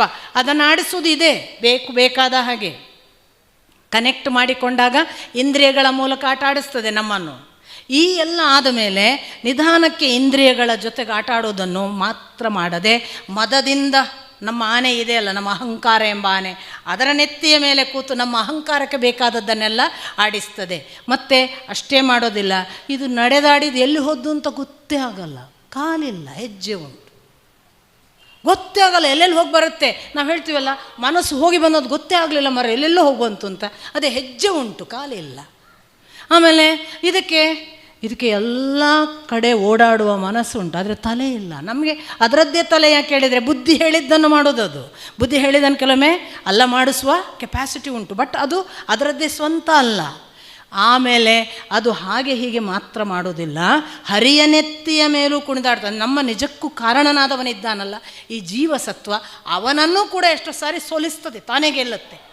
ಇಂಥ ಮನಸ್ಸಿಗೆ ಒಂದೊಮ್ಮೆ ಮಾಣಿಕ್ಯವನ್ನು ಕೈಯಲ್ಲಿ ಕೊಟ್ಟರೆ ಇಷ್ಟರವರೆಗೆ ತಿನ್ನದ ಒಂದು ಹಣ್ಣು ಮಾಣಿಕ್ಯ, ಅದು ಇಷ್ಟವರೆಗೆ ಬೇಕಾದಷ್ಟು ಹಣ್ಣು ತಿಂದಿದೆ, ಎಲ್ಲ ರುಚಿ ಮಾಡಿ ಕೊಂಬೆ ಮೇಲೆ ಹೋಗಿ ಅರ್ಧ ತಿಂದು ಹೋಗದಿದೆ. ಮನಸ್ಸೇ ಹಾಗೆ ಅಲ್ಲ, ಬೇಕಾದ್ರ ಜೊತೆಗೆ ಆಟ ಆಡಿದೆ. ಫಸ್ಟ್ ಟೈಮ್ ಒಂದು ನೋಡೋದನ್ನು ರುಚಿಗೆ ಕೊಡಿ. ಮಾಣಿಕ್ಯವನ್ನು ಇದರವರೆಗೆ ಕೊಟ್ಟಿಲ್ಲದಂತಹ ಭಗವಂತ ಅಂತ ಅಂದ್ಕೊಳ್ಳಿ. ಮಾಣಿಕ್ಯ ಕೈಗೆ ಬಂದಾಗ ಫಳಫಳ ಮಿಂಚುವ ಹೊಸ ಹಣ್ಣು,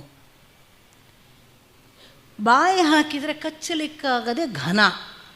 ಅರೆ, ಇದು ತಿನ್ನಲಿಕ್ಕೆ ಬರುವ ಹಣ್ಣಲ್ಲ ಅಂತ ಗೊತ್ತಾಗುತ್ತೆ, ಅಥವಾ ಏನು ಅಂತ ಗೊತ್ತಾಗಲ್ಲ, ಕಾಯಿಯ ಏನ, ಹಣ್ಣಾಗಬೇಕಾ ಏನೋ ಅನುಮಾನ ಈ ಮನಸ್ಸಿಗೆ. ಮುಂದೆ ಹಾಗಾದ್ರೆ ಇದನ್ನು ಕಚ್ಚಿ ತಿನ್ನಬೇಕಾದ್ರೆ ಇದು ಭಾರಿ ಅಪರೂಪಕ್ಕೆ ಸಿಕ್ಕ ಹಣ್ಣು, ಈಗ ಇಷ್ಟು ಜನ ಇದ್ದರೆ ನನ್ನ ಕೈಯಿಂದ ಕಿತ್ಕೋತಾರೆ ಇದನ್ನು, ಅವರಿಗೆಲ್ಲ ಬೇಕು ಅಂತ. ನಾನೇನು ಮಾಡಬೇಕು? ಏಕಾಂತಕ್ಕೆ ಹೋಗಬೇಕು. ಆ ಏಕಾಂತದಲ್ಲಿ ನನ್ನ ಪಾಡಿಗೆ ಅದನ್ನು ಇಟ್ಟುಕೊಂಡು ಅದು ಹಣ್ಣಾಗುವವರೆಗೆ ಕಾಯಬೇಕು ಅಂತ ಹೇಳಿ ಅದು ತಾನೇ ಒಂದು ಏಕಾಂತಕ್ಕೆ ಹೋಗಿ ತನ್ನ ಧ್ಯಾನದಲ್ಲಿ ಕೂತ್ಕೊಳ್ತದೆ ಅನ್ನುವುದನ್ನು ಅಲ್ಲಮ್ಮ ಬಹಳ ಮೆಟಫಾರಿಕಲ್ಲಿ ಮನಸ್ಸಿಗೆ ಹೇಳ್ತಿದ್ದಾನೆ. ಇಷ್ಟು ದಿನ ಕೊಟ್ಟ ಹಣ್ಣು ಕೊಟ್ಟಿದ್ದೀರಲ್ಲ, ಸಾಕು ಮಾಡಿ, ಹೊಸ ಹಣ್ಣು ಕೊಡಿ. ಮನಸ್ಸು ಕೆಟ್ಟದಲ್ಲ, ಅದು ಬೈ ಇಟ್ ಸೆಲ್ಫ್ ಅದು ಕೆಟ್ಟದಲ್ಲ. ನಾವು ಅದಕ್ಕೆ ಇನ್ನೊಂದರ ರುಚಿ ತೋರಿಸಿದರೆ ಅದು ಅದರಷ್ಟು ಒಳ್ಳೆಯ ಮಾರ್ಗದರ್ಶಕ ಇಲ್ಲ. ಕೃಷ್ಣನಿಗೆ ಅದೇ ಹೇಳಿದ್ದು, ಈ ಸಂಘದಿಂದ ಕಳಚಿಸು. ಈ ಇಂದ್ರಿಯ ಸಂಘದಿಂದ ಕಳಚಿಸಿದರೆ ಮನಸ್ಸು ಆ್ಯಕ್ಚುಲಿ ಇಲ್ಲಿಯೇ ಇರೋದು, ನೆನಪಿಟ್ಕೊಳ್ಳಿ, ಇಲ್ಲಿಯೇ ಇರೋದು. ನಮ್ಮ ಮನಸ್ಸು ಇಲ್ಲಿರೋದು, ಬುದ್ಧಿ ಇಲ್ಲಿರೋದು, ಚಿತ್ತ ಇಲ್ಲಿರೋದು, ಅಹಂಕಾರ ಇಲ್ಲಿರೋದು. ಭಾಗವತ ಇದರ ಸ್ಥಾನವನ್ನು ಕೂಡ ಹೇಳುತ್ತೆ. ಹಾಗಾಗಿ ನಾನು ಅಂದರೆ ಸರ್ವಸ್ವ ಇಲ್ಲಿ ಅಲ್ಲ. ನಾನು ಅಂತ ಯಾರು ತಲೆ ಬಡ್ಕೊಳ್ಳೋದಿಲ್ಲ, ನಾನು ತಲೆ ಬುರುಡೆ. ಇದು ಈ ಭಗವಂತ, ಈ ಭಗವತ್ ತತ್ವದ ಹತ್ತಿರ ಮನಸ್ಸು ಇದೆ. ನಿಯರೆಸ್ಟ್ ಅದಕ್ಕೆ ಭಗವಂತ. ಆ್ಯಕ್ಚುಲಿ ಮನಸ್ಸಿನ ಬೆನ್ನಿಗೆ ಜೀವ ಇದೆ, ಮನಸ್ಸಿನ ಹತ್ತಿರವೇ ಬುದ್ಧಿ ಇದೆ. ಅದಕ್ಕೆ ಕಾರಣಕರ್ತ ಬ್ರಹ್ಮ ಅಂದರೆ ಸೃಷ್ಟಿಕರ್ತ ಬ್ರಹ್ಮ, ಪರಬ್ರಹ್ಮನಲ್ಲ. ಈ ಸೃಷ್ಟಿಕರ್ತ ಬ್ರಹ್ಮನ ಕೆಲಸ ಏನು? ಹುಟ್ಟಿಸ್ತಾ ಇರೋದು. ಅದಕ್ಕೆ ಥಾಟ್ ಪ್ರೋಸೆಸ್ ನೆವರ್ ಎಂಡಿಂಗ್, ಹುಟ್ಟಿಸ್ತಾ ಇರ್ತಾನವ ಬುದ್ಧಿಯಲ್ಲಿ. ಅದು ಸರಿಯಲ್ಲ, ಇದು ಸರಿಯಲ್ಲ, ಇದು ಮಾಡಬೇಕಿತ್ತು, ಅದು ಸರಿ ಇತ್ತು, ಇದು ತಪ್ಪು. Never ending conversation. ನಮ್ಮ ಥಾಟ್ ಪ್ರೋಸೆಸ್ ಓವರ್ಫ್ಲೋ ಆಫ್ ಇದಲ್ವ ಥಾಟ್ಸ್. ಯಾಕೆ? ಬ್ರಹ್ಮ ಅದರ ಕರ್ತೃ. ಅದರ ಹತ್ತಿರ ಅಹಂಕಾರ ತತ್ವ ರುದ್ರ ಯಾಕಿದ್ದಾನೆ? ಈ ಜೀವದ ಹತ್ತಿರ ಇರುವ ಮನಸ್ಸು ಮತ್ತು ಬುದ್ಧಿ ತನ್ನದೇ ಆರ್ಭಟ ಮಾಡುವಾಗ, ಹೌದೌದು ನೀನೇ ನೋಡು ನೀನೇ ಅಂತ ತೋರಿಸಿ ನಮ್ಮನ್ನು ಮೇರುವ ಹಾಗೆ ಮಾಡ್ತಾನೆ. ಯಾಕೆ? ಒಂದು ದಿವಸ ತಗೊಂಡೋಗ್ಲಿಕ್ಕೆ ಅವನ ಅಹಂಕಾರವನ್ನು ಭೂಯಿಷ್ಠ ಮಾಡಿಸ್ತಾನೆ. ಅವನಿಗೆ ಕೆಲಸವೇ ನಮ್ಮನ್ನು ಕೋಲಾಗಿ ಕೊಂದು ಹಾಕುವುದು. ಕೊಲ್ಲುವುದಕ್ಕೆ ಮೊದಲು ಎಷ್ಟು ಉಬ್ಬಿಸ್ಬೇಕೋ ಉಬ್ಬಿಸ್ತಾನೆ. ದೊಡ್ಡ ಪುಗ್ಗ ಮಾಡಿ ಟುಸ್ ಮಾಡಿಬಿಡುವುದು ಅವನ ಕೆಲಸ. ಅದು ಅಹಂಕಾರ ಭೂಯಿಷ್ಠ ಮಾಡೋದು. ಚಿತ್ತದಲ್ಲಿ ಕ್ಷೇತ್ರಜ್ಞ ಅಂದರೆ ಭಗವತ್ ತತ್ವದ ಪರತತ್ವ ಅಂತ, ಸುಪ್ರೀಮ್ ಎನರ್ಜಿ ಅಂತ ಯಾವುದು ಹೇಳ್ತೇವೆ ಅದು. ಈ ಸುಪ್ರೀಮ್ ಎನರ್ಜಿ ಚಿತ್ತದಲ್ಲಿರುವುದರಿಂದಲೇ ನಮಗೆ ಆಗಾಗ್ಗೆ ಮನಸ್ಸು ಎಲ್ಲೆಲ್ಲೋ ಹೋದಾಗ ಚಿತ್ತ ಹೇಳ್ತಾ ಇರ್ತದೆ, ಸರಿಯಲ್ಲ ಮಾರಾಯ. ಈ ಸರಿಯಲ್ಲ ಮಾರಾಯ ಹೇಳೋದುಂಟಲ್ಲ, ಅದು ಚಿತ್ತ. ಬುದ್ಧಿ ಥಾಟ್ ಪ್ರೋಸೆಸ್ನಲ್ಲಿ ಹೇಳ್ತಾ ಇರ್ತದೆ, ನನಗೆ ಇದು ಅಂಗಿ ಬೇಕು. ನಮಗೆ ಅಂಗಡಿಯಲ್ಲಿ ನೋಡಿದ ಕೂಡಲೇ ಅಂಗಿ ಬೇಕು ಅನಿಸೋದು ಮನಸ್ಸಿನಿಂದ. ಇದೇ ಅಂಗಿ ಬೇಕು, ಇದು ನನಗೆ ಸರಿ, ಇದು ಸರಿಯಲ್ಲ ಅನ್ನುವುದು ಬುದ್ಧಿ. ನಮಗೆ ಸ್ವಲ್ಪ ಪ್ರೌಢಿಮೆ ಇರೋದ್ರಿಂದ ನಿಂಗೆ ಈ ಕಲರ್ ಸೂಟ್ ಆಗಲ್ಲ, ಮತ್ತು ಈ ಥರದ ಡ್ರೆಸ್ ನೀನು ಹಾಕಬೇಡ, ಇದು ಚಂದ ಕಾಣ್ತದೆ ಅಂತ ಬುದ್ಧಿ ಡಿಸೈಡ್ ಮಾಡುತ್ತೆ. ಮನಸ್ಸು ಆಕರ್ಷಣೆ ಮಾಡಿ ಕರ್ಕೊಂಡು ಹೋಗೋದು, ಬುದ್ಧಿ ಇದು ಅಂತ ಆಯ್ಕೆ ಮಾಡೋದು. ಮಾಡಿದ ಮೇಲೆ ಮೂರನೇದು ಯಾವುದು ಅಂದರೆ, ಈ ಎರಡನ್ನೂ ನೋಡ್ತಾ ಇರುವ ಚಿತ್ತ ಹೇಳುತ್ತೆ. ಅಹಂಕಾರ ಖುಷಿ ಪಡ್ತಿರ್ತದೆ, ನಾನು ಅಂಗಿ ತಗೊಂಡಿದ್ದೇನೆ, ನಂಗೆ ಒಳ್ಳೆ ಅಂಗಿ ನಾಳೆ ಹಾಕ್ಕೊಂಡು ತಿರುಗಾಡಬೇಕು, ಇದು ಅಹಂಕಾರದ ಕೆಲಸ. ಚಿತ್ತ ಹೇಳ್ತದೆ, ಈ ಅಂಗಿ ಇಲ್ಲದಿದ್ದರೆ ನೀನೇ ಇಲ್ವಾ, ಈ ಅಂಗಿಯೇ ನಿಂಗೆ ಫೈನಲ್ಲ, ಎಷ್ಟು ಅಂತ ಅಂಗಿ ತಗೊಳ್ತಿ ಮಾರೆ, ಕಪಾಟು ತುಂಬಿ ಹೋಗಿದೆ, ಇನ್ನೂ ಅಂಗಿ ಬೇಕಾ? ಚಿತ್ತ ಕೇಳೋದಿಲ್ಲ ನಾವು ಆ ಚಿತ್ತವನ್ನು. ಇದು ಸಂಘದಿಂದ ಹೊರಗೆ ಬಾ. ಮನಸ್ಸು ಇಂಥ ಸಂಘದಲ್ಲಿ ಮುಳುಗಲಿಕ್ಕೆ ಕಾರಣ ಯಾವುದು ಅಂದರೆ ಇಂದ್ರಿಯಾದಿಗಳು. ಈ ಇಂದ್ರಿಯಾದಿಗಳ, ನಾನು ಅದನ್ನೇ ಹೇಳಿದೆ, ಇಂದ್ರಿಯಾದಿಗಳನ್ನು ಕಡೆಗೆ ನಡೆಸುವುದಕ್ಕೆ ಮನಸ್ಸು ಬುದ್ಧಿ ನಮ್ಮನ್ನು ಕಾಯ್ಕೊಂಡು ಅಹಂಕಾರದ ಜೊತೆಗೆ ರುದ್ರನ ಸಹಾಯದಿಂದ ಮನಸ್ಸನ್ನು ಆಚೆಗೆ ನೋಡಿ. ಆ್ಯಕ್ಚುಲಿ ಇಲ್ಲಿರುವ ಮನಸ್ಸಿಗೆ ಇಂದ್ರಿಯಗಳು ದೂರ. ಇಂದ್ರಿಯಗಳೆಲ್ಲ ನಮ್ಮ ಮನಸ್ಸಿಗೆ ಸಂಬಂಧಪಟ್ಟು ಇದ್ದರೂ ಕೂಡ ಡಿಸ್ಟೆಂಟ್. ಆದರೆ ಈ ಮನಸ್ಸಿಗೆ ಬೆನ್ನಲ್ಲೇ ಇರುವವನು ಜೀವತತ್ವ, ಅವನ ಕಡೆಗೆ ಮುಖ ಮಾಡಲ್ಲ. ಅದಕ್ಕೆ ಕೃಷ್ಣ ಹೇಳಿದ, ಇದರಿಂದ ಹೊರಗೆ ಬಾ. ಈ ಸಂಘದಿಂದ ಹೊರಗೆ ಬಂದರೆ ಮನಸ್ಸಿಗೆ ನೆಕ್ಸ್ಟ್ ಕನೆಕ್ಷನ್, ಇಮಿಡಿಯೇಟ್ ಕನೆಕ್ಷನ್. ಇದನ್ನು ಡಿಟ್ಯಾಚ್ ಮಾಡಿದ ಕೂಡಲೇ ಇಲ್ಲಿ ಇರುವವನ ಕಡೆಗೆ ಮುಖ ಹೋಗ್ತದೆ. ಮನಸ್ಸು ಅಂಥದ್ದೊಂದು ಜರ್ನಿಯನ್ನು ಸ್ಟಾರ್ಟ್ ಮಾಡ್ತದೆ. ದುರದೃಷ್ಟವಶಾತ್ ನಾವೆಲ್ಲ ಇಂದ್ರಿಯಗಳು ವೀಕ್ ಆಗ್ತಾವಲ್ಲ, ನಮ್ಮ ಕಣ್ಣು ಕಾಣೋದಿಲ್ಲ, ನಮ್ಮ ಕಿವಿ ಕೇಳೋದಿಲ್ಲ, ಆಗ ಮನಸ್ಸು ಆಚೆ ಹೋಗ್ಲಿಕ್ಕೆ ಶುರು ಮಾಡಿದೆ. ಬಹಳ ಪವರ್ಫುಲ್ ಇಂದ್ರಿಯ ಇರುವಾಗ ಮಾಡಬೇಕು. ತಾನೇ ಅದು ಎಲ್ಲ ತಾನೇ ತನ್ನ ಕೆಲಸನ ಡಿಮ್ಮು ಮಾಡಿದಾಗ ಹೋಗುವುದೇನು ದೊಡ್ಡದಲ್ಲ. ನಿಜವಾಗಿ ಉತ್ಕೃಷ್ಟ ಅವಸ್ಥೆಯಲ್ಲಿ ಇಂದ್ರಿಯ ಇರುವಾಗ ಹೋಗಲಿಕ್ಕೆ ಸಾಧ್ಯ ಆಯಿತಾ, ಆಗ ಅದು ನಿಜವಾದ್ದು. ಇಂಥದನ್ನು ಕೃಷ್ಣ ಹೇಳಿ, ಹೀಗೆ ಮಾಡು, ನೀನು ಹೀಗೆ ಮಾಡಿದರೆ ನಿನಗೆ ದಾಟಕ್ಕೆ ಸಾಧ್ಯ ಇದೆ ಅನ್ನುವಾಗ, ಆಗ ಕೃಷ್ಣ ತಾನಾಗಿ ನೋಡಿ, ನಿಜವಾಗಿ ಒಬ್ಬ ವಿದ್ಯಾರ್ಥಿ ಬೋರ್ ವಿಷಯದವನಾದರೆ, ಅವನು ಒಳ್ಳೆಯ ವಿದ್ಯಾರ್ಥಿ ಅಲ್ಲದೇ ಇದ್ದರೆ, ಒಬ್ಬ ಮಾಸ್ಟರ್ ಅವನಿಗೆ ಪ್ರಶ್ನೆಗೆ ಉತ್ತರ ಎಷ್ಟು ಬೇಕೋ ಅಷ್ಟು ಕೊಟ್ಟು ಸುಮ್ಮನಾಗ್ತಾರೆ. ಬೆಸ್ಟ್ ಸ್ಟೂಡೆಂಟ್ ಆದವನು ಇವನು ಕೇಳೋದನ್ನು ಹೇಳ್ತಾರೆ, ಇವನು ಬೆಸ್ಟ್ ಸ್ಟೂಡೆಂಟ್, ಇವನಿಗೆ ಇನ್ನೊಂದಿಷ್ಟು ಹೇಳಬೇಕು ಅಂತ. ಇದೆಲ್ಲ ನಾವು ಗಮನಿಸಬೇಕು. ಕೃಷ್ಣ ಈ ಮತ್ತಿನ ಅಧ್ಯಾಯದಲ್ಲಿ ನೇರ ಅವನಿಗೆ, ನನಗೆ ನೀನು ತುಂಬ ಸಖನಾಗಿ ಭಕ್ತನಾಗಿ ಇರುವುದರಿಂದ ನನಗೆ ಇನ್ನಷ್ಟು ಹೇಳಬೇಕು ಅನ್ನಿಸ್ತದೆ, ಆದ್ದರಿಂದ ನಿನಗೆ ಈ ಒಂದು ವಿಶೇಷ ರಹಸ್ಯವನ್ನು ಹೇಳುತ್ತೇನೆ ಅಂತ ಮುಂದುವರಿಸ್ತಾನೆ. ಇದು ಯಾರಿಗೆ ಹೇಳಲಿಕ್ಕೆ ಸಾಧ್ಯ? ಯಾರು ಡಿಸರ್ವ್ ಮಾಡ್ತಾರೆ, ಯಾರು ನನಗೆ ನಿಜವಾಗಿ ಇದನ್ನು ಕೇಳುವುದರಿಂದ ಇವನು ಉದ್ಧಾರ ಆಗ್ತಾನೆ ಅಂತ ಅನ್ನಿಸ್ತದೆ, ಅಂಥವನಿಗೆ ಮಾತ್ರ ಹೇಳಬಹುದು. ಕೃಷ್ಣನಲ್ಲಿ ಅಂಥದ್ದೊಂದು ಆಯ್ಕೆ ಇತ್ತು, ಕೃಷ್ಣನಿಗೆ ಅಂಥದ್ದೊಂದು ರೀಡಿಂಗ್ ಇತ್ತು. ಕೃಷ್ಣನಿಗೆ ಗೊತ್ತಿತ್ತು Arjuna of all the lot ಭಾರಿ ಬೆಸ್ಟ್ ಅಂತ. ಹಾಗಾಗಿ ನೀನು ನನ್ನ ಭಕ್ತೋಸಿ, ಸಖೇತಿ. ಆದ್ದರಿಂದ ನಾನು ನಿನಗೆ ಹೇಳ್ತೀನಿ, ನನಗೆ ನೀನು ಸಖನೂ ಭಕ್ತನೂ ಇರುವುದರಿಂದ ನಾನು ಎಂಥದನ್ನು ಹೇಳ್ತೇನೆ, ಬಹಳ ರಹಸ್ಯವಾದದ್ದನ್ನು ಹೇಳ್ತೇನೆ. ಏನು, ನಾನು ಈಗ ಇಷ್ಟರವರೆಗೆ ಎಲ್ಲ ಹೇಳಿದ್ದೆ ಅಲ್ಲ ನಿನಗೆ, ಇದನ್ನು ನಾನು ವಿವಸ್ವತನಿಗೆ ಅಹಂ ಪ್ರೋಕ್ತ, ನಾನು ಈ ಹಿಂದೆ ಈಗ ನಿನಗೆ ಹೇಳಿದ್ದನ್ನು ವಿವಸ್ವತನಿಗೆ ಹೇಳಿದ್ದೆ. ವಿವಸ್ವತನು ಮನುವಿಗೆ ಹೇಳಿದ್ದ, ಮನು ಇಕ್ಷ್ವಾಕುವಿಗೆ ಹೇಳಿದ್ದ. ಅಂಥದೊಂದು ರಹಸ್ಯವನ್ನು ಕಾಲದಿಂದ ಜನ ನಿಜವಾಗಿ ದಾಟಿಸದೇ ಇರುವುದರಿಂದ ಕಾಲಾಂತರದಲ್ಲಿ ಅದು ನಷ್ಟವಾಯಿತು. ಆ ನಷ್ಟವಾದ ರಹಸ್ಯವನ್ನು ನಾನೀಗ ನಿನಗೆ ಹೇಳ್ತೇನೆ. ಕಾರಣ, ನನಗೆ ನೀನು ನನ್ನ ಭಕ್ತ ಮತ್ತು ನೀನು ನನ್ನ ಸಖ, ನೀನು ನನ್ನ ಗೆಳೆಯ ಮತ್ತು ನನ್ನ ಭಕ್ತನಾದ್ದರಿಂದ ನಿನಗೆ ಹೇಳ್ತೇನೆ ಅಂದಾಗ ಇವು ಭಾರಿ ಒಳ್ಳೆ ಪ್ರಶ್ನೆ ಕೇಳ್ತಾನೆ. ಅಲ್ಲ ಮರೆ, ನೀನು ಮೊನ್ನೆ ಹುಟ್ಟಿದವ, ನನಕ್ಕಿಂತ 6 ತಿಂಗಳು ದೊಡ್ಡವ, ನೀನು ಸೂರ್ಯ ಯಾವಾಗದಿಂದ ಇದ್ದಾನೆ, ನೀನು ವಿವಸ್ವತನಿಗೆ ಹೇಳಿದ್ದಿಂತ ನಾನು ಹೇಗೆ ನಂಬೋದು? ಎಷ್ಟು ಪ್ರಾಮಾಣಿಕ, ಎಷ್ಟು ಒಳ್ಳೆಯ ಪ್ರಶ್ನೆ, ನಾವು ಯಾರಾದರೂ ಕೇಳಬಹುದಾದ್ದಲ್ವ. ಮತ್ತು ಎಷ್ಟು ನೈಜತೆ, ಪೋಷಾಕಿನ ಅಂಶವೇ ಇಲ್ಲ. ಇದೇನು ನಮ್ಮಲ್ಲಿ ಬಹಳ ಜನ ಹೇಗೆ ಹೇಳಿ, ಎಲ್ಲಿ ದಡ್ಡ ಅಂತ ಹೇಳ್ತಾರೆ ಅನ್ನೋ ಪ್ರಶ್ನೆ ಕೇಳೋದು ಬೇಡಪ್ಪ.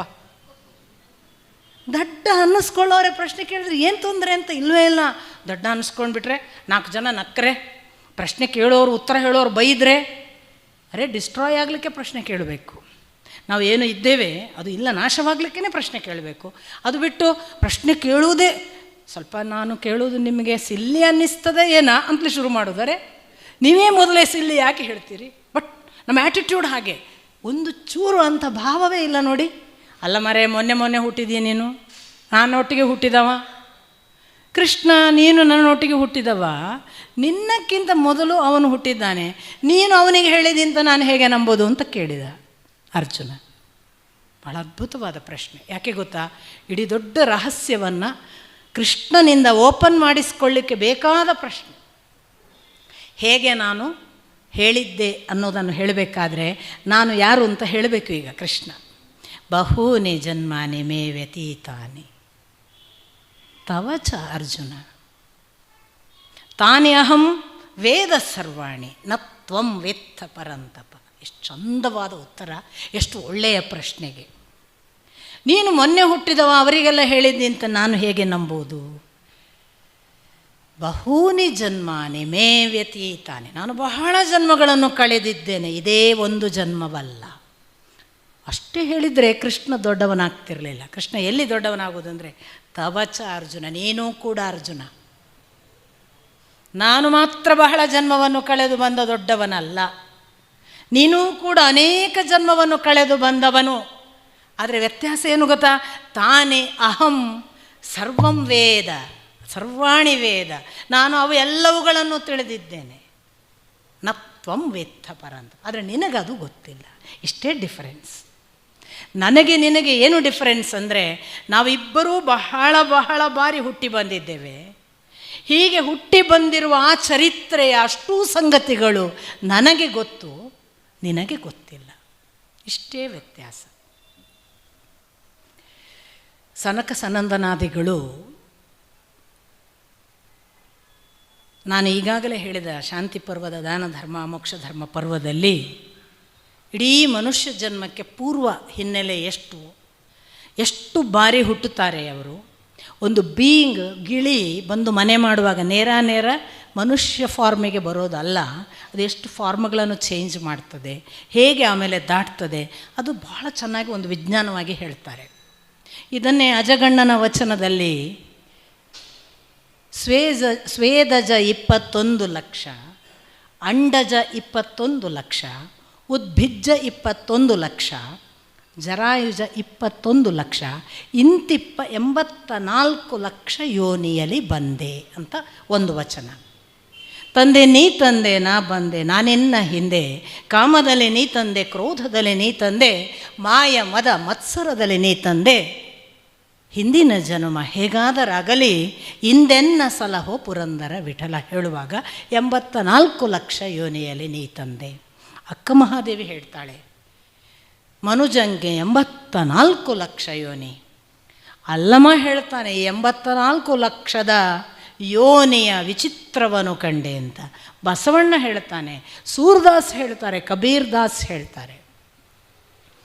ಬೀಯಿಂಗ್ ಒಂದು ದಿನ ಸೋಕಾಮಯತ, ಅವನಿಗೆ ಒಂದು ದಿನ ಅಪೇಕ್ಷೆ ಆಯಿತಂತೆ. ಬಹುಸ್ಯಾಂ ಪ್ರಜಾಯೇಯೇತಿ, ಅವನು ಬಹಳವನ್ನು ಹೆರಬೇಕು ಅಥವಾ ಬಹಳವನ್ನು ಹುಟ್ಟಿಸಬೇಕು ಅಂತ ಅವನಿಗೆ ಅನ್ನಿಸಿತಂತೆ. ಅದಕ್ಕೇನು ಕಾರಣ? ಅಕಾಮಯತ, ಅವನಿಗೊಂದು ಅಪೇಕ್ಷೆ ಅಪ್ಪ. ಆ ಸುಪ್ರೀಂ ಎನರ್ಜಿಗೆ ಒಂದು ದಿನ ತನ್ನಷ್ಟಕ್ಕೆ ಇರುವಾಗ ನಾನು ಬಹು ಆಗಬೇಕು ಅಂತ ಅಪೇಕ್ಷೆ ಪಟ್ಟನಂತೆ. ಹಾಗೆ ಬಂದದ್ದು ನಾವೆಲ್ಲ. ನಾನು ನೀವುಗಳು ಈಗ ಬಂದವರಲ್ಲ. ಪುರಾಣದ ಪ್ರಕಾರ ಯಾವ ಸೃಷ್ಟಿಕಾಲದಲ್ಲಿ ಈ ಯುಗದ ಆದಿಯಲ್ಲಿ ಭಗವಂತ ಸೃಷ್ಟಿಸಿದ ಬೀಯಿಂಗ್ ಇದೆಯಲ್ಲ, ಬೀಯಿಂಗ್ ಸ್ಮಾಲ್ ಪಾರ್ಟಿಕಲ್, ಅದೇ ನಾನು ನೀವುಗಳೆಲ್ಲ. 84 ಲಕ್ಷ ಯೋನಿಯನ್ನು ದಾಟಿ ಇವತ್ತು ಈ ಹ್ಯೂಮನ್ ಬಾಡಿಯಲ್ಲಿ ಇದ್ದೇವೆ. ಬಹೂನಿ ಜನ್ಮಾನಿ ಮೇ ವ್ಯತೀತಾನಿ ತವ ಚಾರ್ಜುನ, ನೀನು ಕೂಡ ಹೀಗೆ ಬಂದವನು, ನಾನು ಕೂಡ ಹಾಗೆ ಬಂದವನು. ಮಮ ವರ್ತ್ಮಾನುವರ್ತಂತೆ, ನನ್ನನ್ನು ನೋಡಿ ಮನುಷ್ಯ ಹೇಗಿರಬೇಕು ಅಂತ ಮಾದರಿ ಮಾಡ್ತಾರೆ, ಆದ್ದರಿಂದ ನಾನು ಹೀಗಿದ್ದೇನೆ ಅಂತ ಕೃಷ್ಣ ಹೇಳ್ತಿದ್ದಾನೆ. ಆದ್ದರಿಂದ ಅವನನ್ನು ನೆನಪಿಟ್ಟುಕೊಳ್ಬೇಕು. ಅವನು ನನ್ನ ಬಗ್ಗೆ ನಿನ್ನ ಹಾಗೆ ಅಂತ ಹೇಳುವಾಗ ಈ ಮನುಷ್ಯ ಅವತಾರದ ಕೃಷ್ಣನ ಬಾಡಿಯ ಬಗ್ಗೆ ಮಾತಾಡ್ತಿದ್ದಾನೆ. ಅವನು ಕೂಡ 24 ಅವತಾರಗಳನ್ನು ಮಾಡಿ ಬಂದವನೇ ಅಲ್ವಾ. 24 ಅವತಾರಗಳು ಆದಾಗ 84 ಲಕ್ಷ ಯೋನಿಗಳನ್ನು ದಾಟಿ ಬಂದಿದ್ದೇನೆ ಅನ್ನೋದನ್ನು ಸೂಚಿಸ್ತಾನೋ ಯಾರಿಗೆ ಗೊತ್ತು. ನಾವು 84 ಲಕ್ಷ ಯೋನಿ ಆಗಬೇಕಾದ್ರೆ ಫಸ್ಟ್ ಟೈಮ್ ಆ ಸುಪ್ರೀಂ ಎನರ್ಜಿಯ ಪಾರ್ಟಿಕಲ್ ಬಂದಾಗ ನಾವು ಫಸ್ಟ್ ಆಗೋದು ಸ್ವೇದಜ ಅಂತ ಹೇಳ್ತಾರೆ. 21 ಲಕ್ಷ ಬಾರಿ ಸ್ವೇದಜರಾಗಿ ಹುಡ್ತೇವಂತೆ. ಬ್ಯಾಕ್ಟೀರಿಯಾ, ಅಣು, ಕ್ರಿಮಿ, ಸೊಳ್ಳೆ, ಮತ್ತೊಂದು ಎಲ್ಲ ಆಗ್ತೇವೆ. ಅದಾದ ನಂತರ ಸ್ವೇದಜದ ಬೆವರಿನಿಂದ ಹುಟ್ಟುವ ಬ್ಯಾಕ್ಟೀರಿಯಾಗಳ ಫಾರ್ಮಿನ 21 ಲಕ್ಷ ಬಾರಿಯ ಹುಟ್ಟು ಆದ ಮೇಲೆ ನಾವು ನೆಕ್ಸ್ಟ್ ಬರುವುದು 21 ಲಕ್ಷ ಬಾರಿ ಅಂಡಜರಾಗಿ, ಮೊಟ್ಟೆಯಿಂದ ಹುಟ್ಟುವ ಪಕ್ಷಿಗಳಾಗಿಯೋ ಪ್ರಾಣಿಗಳಾಗಿಯೋ ಬರ್ತೇವೆ. ಅದು ಆದ ಮೇಲೆ 21 ಲಕ್ಷ ಬಾರಿ ಬೇರೆ ಬೇರೆ ಬೇರೆ, ಅಂದರೆ ನಿಮಗೆ ನೆನಪಿಟ್ಕೊಳ್ಬೇಕು, ಬೀಯಿಂಗ್ ಅದೇ, ಆ ಪಾರ್ಟಿಕಲ್ ಅದೇ, ಅದು ಅನುಭವಗಳ ಸಹಿತ 21 ಲಕ್ಷ ಬಾರಿ ಸ್ವೇದಜದ ಅನುಭವ ತಗೊಂಡು ಮುಂದೆ ಬಂತು, ಇವಾಲ್ವ್ ಆಗ್ತಾ ಇದೆ. ಈಗ ಪಕ್ಷಿಯ ಪ್ರಾಣಿಯ ಅನುಭವಕ್ಕೆ ಬಂತು, ಮೊಟ್ಟೆಯಿಂದ ಹುಟ್ಟುವ ಪಕ್ಷಿ ಪ್ರಾಣಿಗಳ ಅನುಭವನ 21 ಲಕ್ಷ ಬಾರಿ ತಗೊಂಡು ಸೇಮ್ ಬೀಯಿಂಗ್. ಆ ನಂತರ ಅದು ಏನಾಗ್ತಿದೆ, ಥರ್ಡ್ ಫಾರ್ಮಿಗೆ ಬರುವಾಗ ಅದು ಉದ್ಭಿಜ್ಜ, ಮರ, ಗಿಡ, ಲತೆ, ಬಳ್ಳಿ, ವೃಕ್ಷ, ಈ ಫಾರ್ಮಿಗೆ ಬರುತ್ತೆ. ಲತೆ, ಮರ, ಗಿಡ, ಬಳ್ಳಿಗಳೆಲ್ಲ ಮುಂದೆ ಮನುಷ್ಯರ ಆಗಲಿಕ್ಕೆ ಕಾದು ನಿಂತಿರುವ ಒಂದು ಜೀವರಾಶಿಗಳು ಅಂತ ಭಾಗವತ ಹೇಳುತ್ತೆ. ಅದಕ್ಕೆ ನಾವು ಬೇಗ ಬೇಗ ಕಡಿತಾ ಇರೋದು, ಆಗಲಿ ಮನುಷ್ಯರು ನಾವು ಹಾಳಾಗಿ ಹೋಗೋಣ ಅಂತ. ಸೊ ಇದು 3ನೆಯ ಬಾರಿ 21 ಲಕ್ಷ ಯೋನಿಯಲ್ಲಿ ಬರುವ ಅವಸ್ಥೆ. ಫೋರ್ತ್ ಫಾರ್ಮ್ ಅದು ಜರಾಯುಜ, ಗರ್ಭಚೀಲದಿಂದ ಹುಟ್ಟುವಂತಹ ಅವಸ್ಥೆ. ಅದು ದನ ಇರಬಹುದು, ಪ್ರಾಣಿಗಳೆಲ್ಲ ಗರ್ಭಚೀಲದಿಂದ ಡೈರೆಕ್ಟ್ ಮರಿಯಾಗಿ ಹೊರಬರುತ್ತಲ್ಲ, ಅದೆಲ್ಲವೂ ಜರಾಯುಜ. ಜರ ಅಂದ್ರೇ ಗರ್ಭಚೀಲ. ಸೊ ಜರಾಯುಜ ಅದರಿಂದ ಹುಟ್ಟಿತು. ಆ ಜರಾದಿಂದ ಹುಟ್ಟುವುದು ಕೂಡ 21 ಲಕ್ಷ ಬಾರಿ ಆದ ನಂತರ ಅದರ ಲಾಸ್ಟ್ ಫಾರ್ಮ್ 84 ಲಕ್ಷದ last final form human body. ಹಾಗಾಗಿ ನಮಗೆ ಯಾಕೆ ದಯೆ ಇರಬೇಕು ಅಂತ ಕೃಷ್ಣ ಹೇಳುವುದು, ಯಾಕೆ ಹಿಂಸಿಸಬಾರ್ದು. ನೀನು ಅದೇ ಆಗಿದ್ದಿ, ಒಂದು ಕಾಲಕ್ಕೆ ನೀನು ಅದೇ ಆಗಿದ್ದಿ, ನೆನಪಿಟ್ಟುಕೋ. ಒಂದು ಪ್ರಾಣಿಯನ್ನು ಹಿಂಸಿಸಬೇಡ, ಒಂದು ಗಿಡ ಮರವನ್ನು ಕೊಲ್ಲಬೇಡ, ಒಂದು ಬ್ಯಾಕ್ಟೀರಿಯಾ ಮತ್ತೊಂದರ ಜೊತೆಗೆ ನೀನು ನನ್ನದೆಲ್ಲ ಬೇರೆ ಬೇರೆ ಅದಕ್ಕೆ ವ್ಯಾಖ್ಯಾನಗಳುಂಟು, ಅದು ಬೇರೆ ಮಾತು. ನಾವು ನಮ್ಮಷ್ಟಕ್ಕೆ ಕೂತಾಗ ಸೊಳ್ಳೆ ಕಡಿಲಿಕ್ಕೆ ಬಂದರೆ ಕೊಲ್ಲಬಾರ್ದು ಅನ್ನೋದನ್ನು ಕೃಷ್ಣ ಹೇಳಿಲ್ಲ. ನಾವು ಹೋಗಿ ಹಾವಿಗೆ ಕಲ್ಲು ಹಾಕಿ ಕೊಲ್ಲೋದು ಸಲ್ಲದು. ನಾವು ಹೋಗಿ ಅದು ನಮಗೆ ಏನೂ ಮಾಡದಿರುವಾಗ ಅದು ತನ್ನ ಪಾಡಿಗೆ ತನ್ನ ದಾರಿಯಲ್ಲಿ ಹೋಗುವಾಗ ಇದು ನನ್ನ ದಾರಿಗೆ ಬಂತು ಅಂತ ಕೊಲ್ಲುವ ಹಕ್ಕು ನಮಗಿಲ್ಲ. ಹೊರತು ನಾವು ಎಲ್ಲವನ್ನು, ಅದಕ್ಕೆ ಕೃಷ್ಣ ಹೇಳುವ ಶುನಿಚೈವ ಶ್ವಪಾಕೇಚ ಪಂಡಿತಾಹ ಸಮದರ್ಶಿನ, ನನ್ನ ಗುರುಗಳು ಬಹಳ ಚೆನ್ನಾಗಿ ಹೇಳ್ತಾರೆ ಅದಕ್ಕೆ ಅರ್ಥ. ನನ್ನ ಗುರುಗಳು ಹೇಳ್ತಾರೆ, ನಾಯಿ, ಪಂಡಿತ, ಗವಿ, ಹಸ್ತಿನಿ ಎಲ್ಲವನ್ನು ಒಂದೇ ಥರ ನೋಡು ಅಂತ ಹೇಳಿದ್ದಲ್ಲ, ಅದಕ್ಕದಕ್ಕೆ ಸರಿಯಾಗಿ ನೋಡು ಅಂತ ಸತ್ಯಕಾಮರು ಹೇಳೋದು.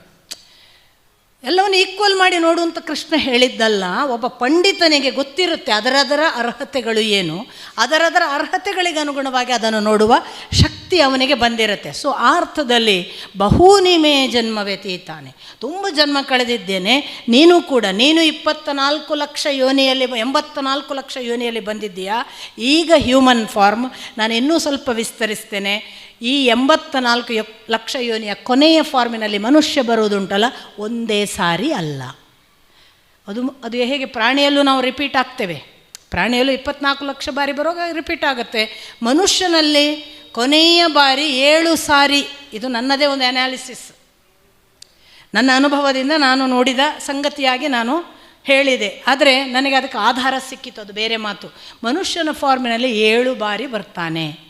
7 ಬಾರಿ ಬರುವುದರಿಂದಲೇ ಎಲ್ಲರೂ ಒಂದೇ ಥರ ದೇವ್ರ ಕಡೆ ಹೋಗಲ್ಲ. ಫಸ್ಟ್ ಫಾರ್ಮಿನಲ್ಲಿರುವವನು ದೇವರೇ ಇಲ್ಲ ಅಂತಿರ್ತಾನೆ, ಬುರುಡೆ ಅಂತಾನೆ. ಯಾರು ಹೇಳಿದ್ದು ನಾವೇ ಸತ್ಯ ಅಂತಾನೆ. ಸ್ವಲ್ಪ 2ನೇ ಫಾರ್ಮಿಗೆ ಬಂದವನು ಇದ್ರೂ ಇರ್ಬೋದು ಕಣೆ, ನಮಗೇನಾಗೋದಿದೆ ಅಂತಾನೆ. 3rd ಫಾರ್ಮಿಗೆ ಮನುಷ್ಯ ಅದೇ ಬೀಯಿಂಗ್ 3rd ಟೈಮ್ ಹ್ಯೂಮನ್ ಬಾಡಿಯಲ್ಲಿ ಬಂದಾಗ ಉಂಟು ಕಾಣ್ತದೆ ಅಂತ ಹೇಳಕ್ಕೆ ಶುರು ಮಾಡ್ತಾನೆ. 4th ಟೈಮ್ ಅದೇ ಬೀಯಿಂಗ್ 4th ಹ್ಯೂಮನ್ ಬಾಡಿಯನ್ನು ಪಡೆದಾಗ ಉಂಟೇ ಉಂಟು, ಬೇರೆ ಅಂಥದ್ದು ನನ್ನದಲ್ಲ ಅಂತ ಗೊತ್ತಾಗಲಿಕ್ಕೆ ಶುರುವಾಗ್ತದೆ.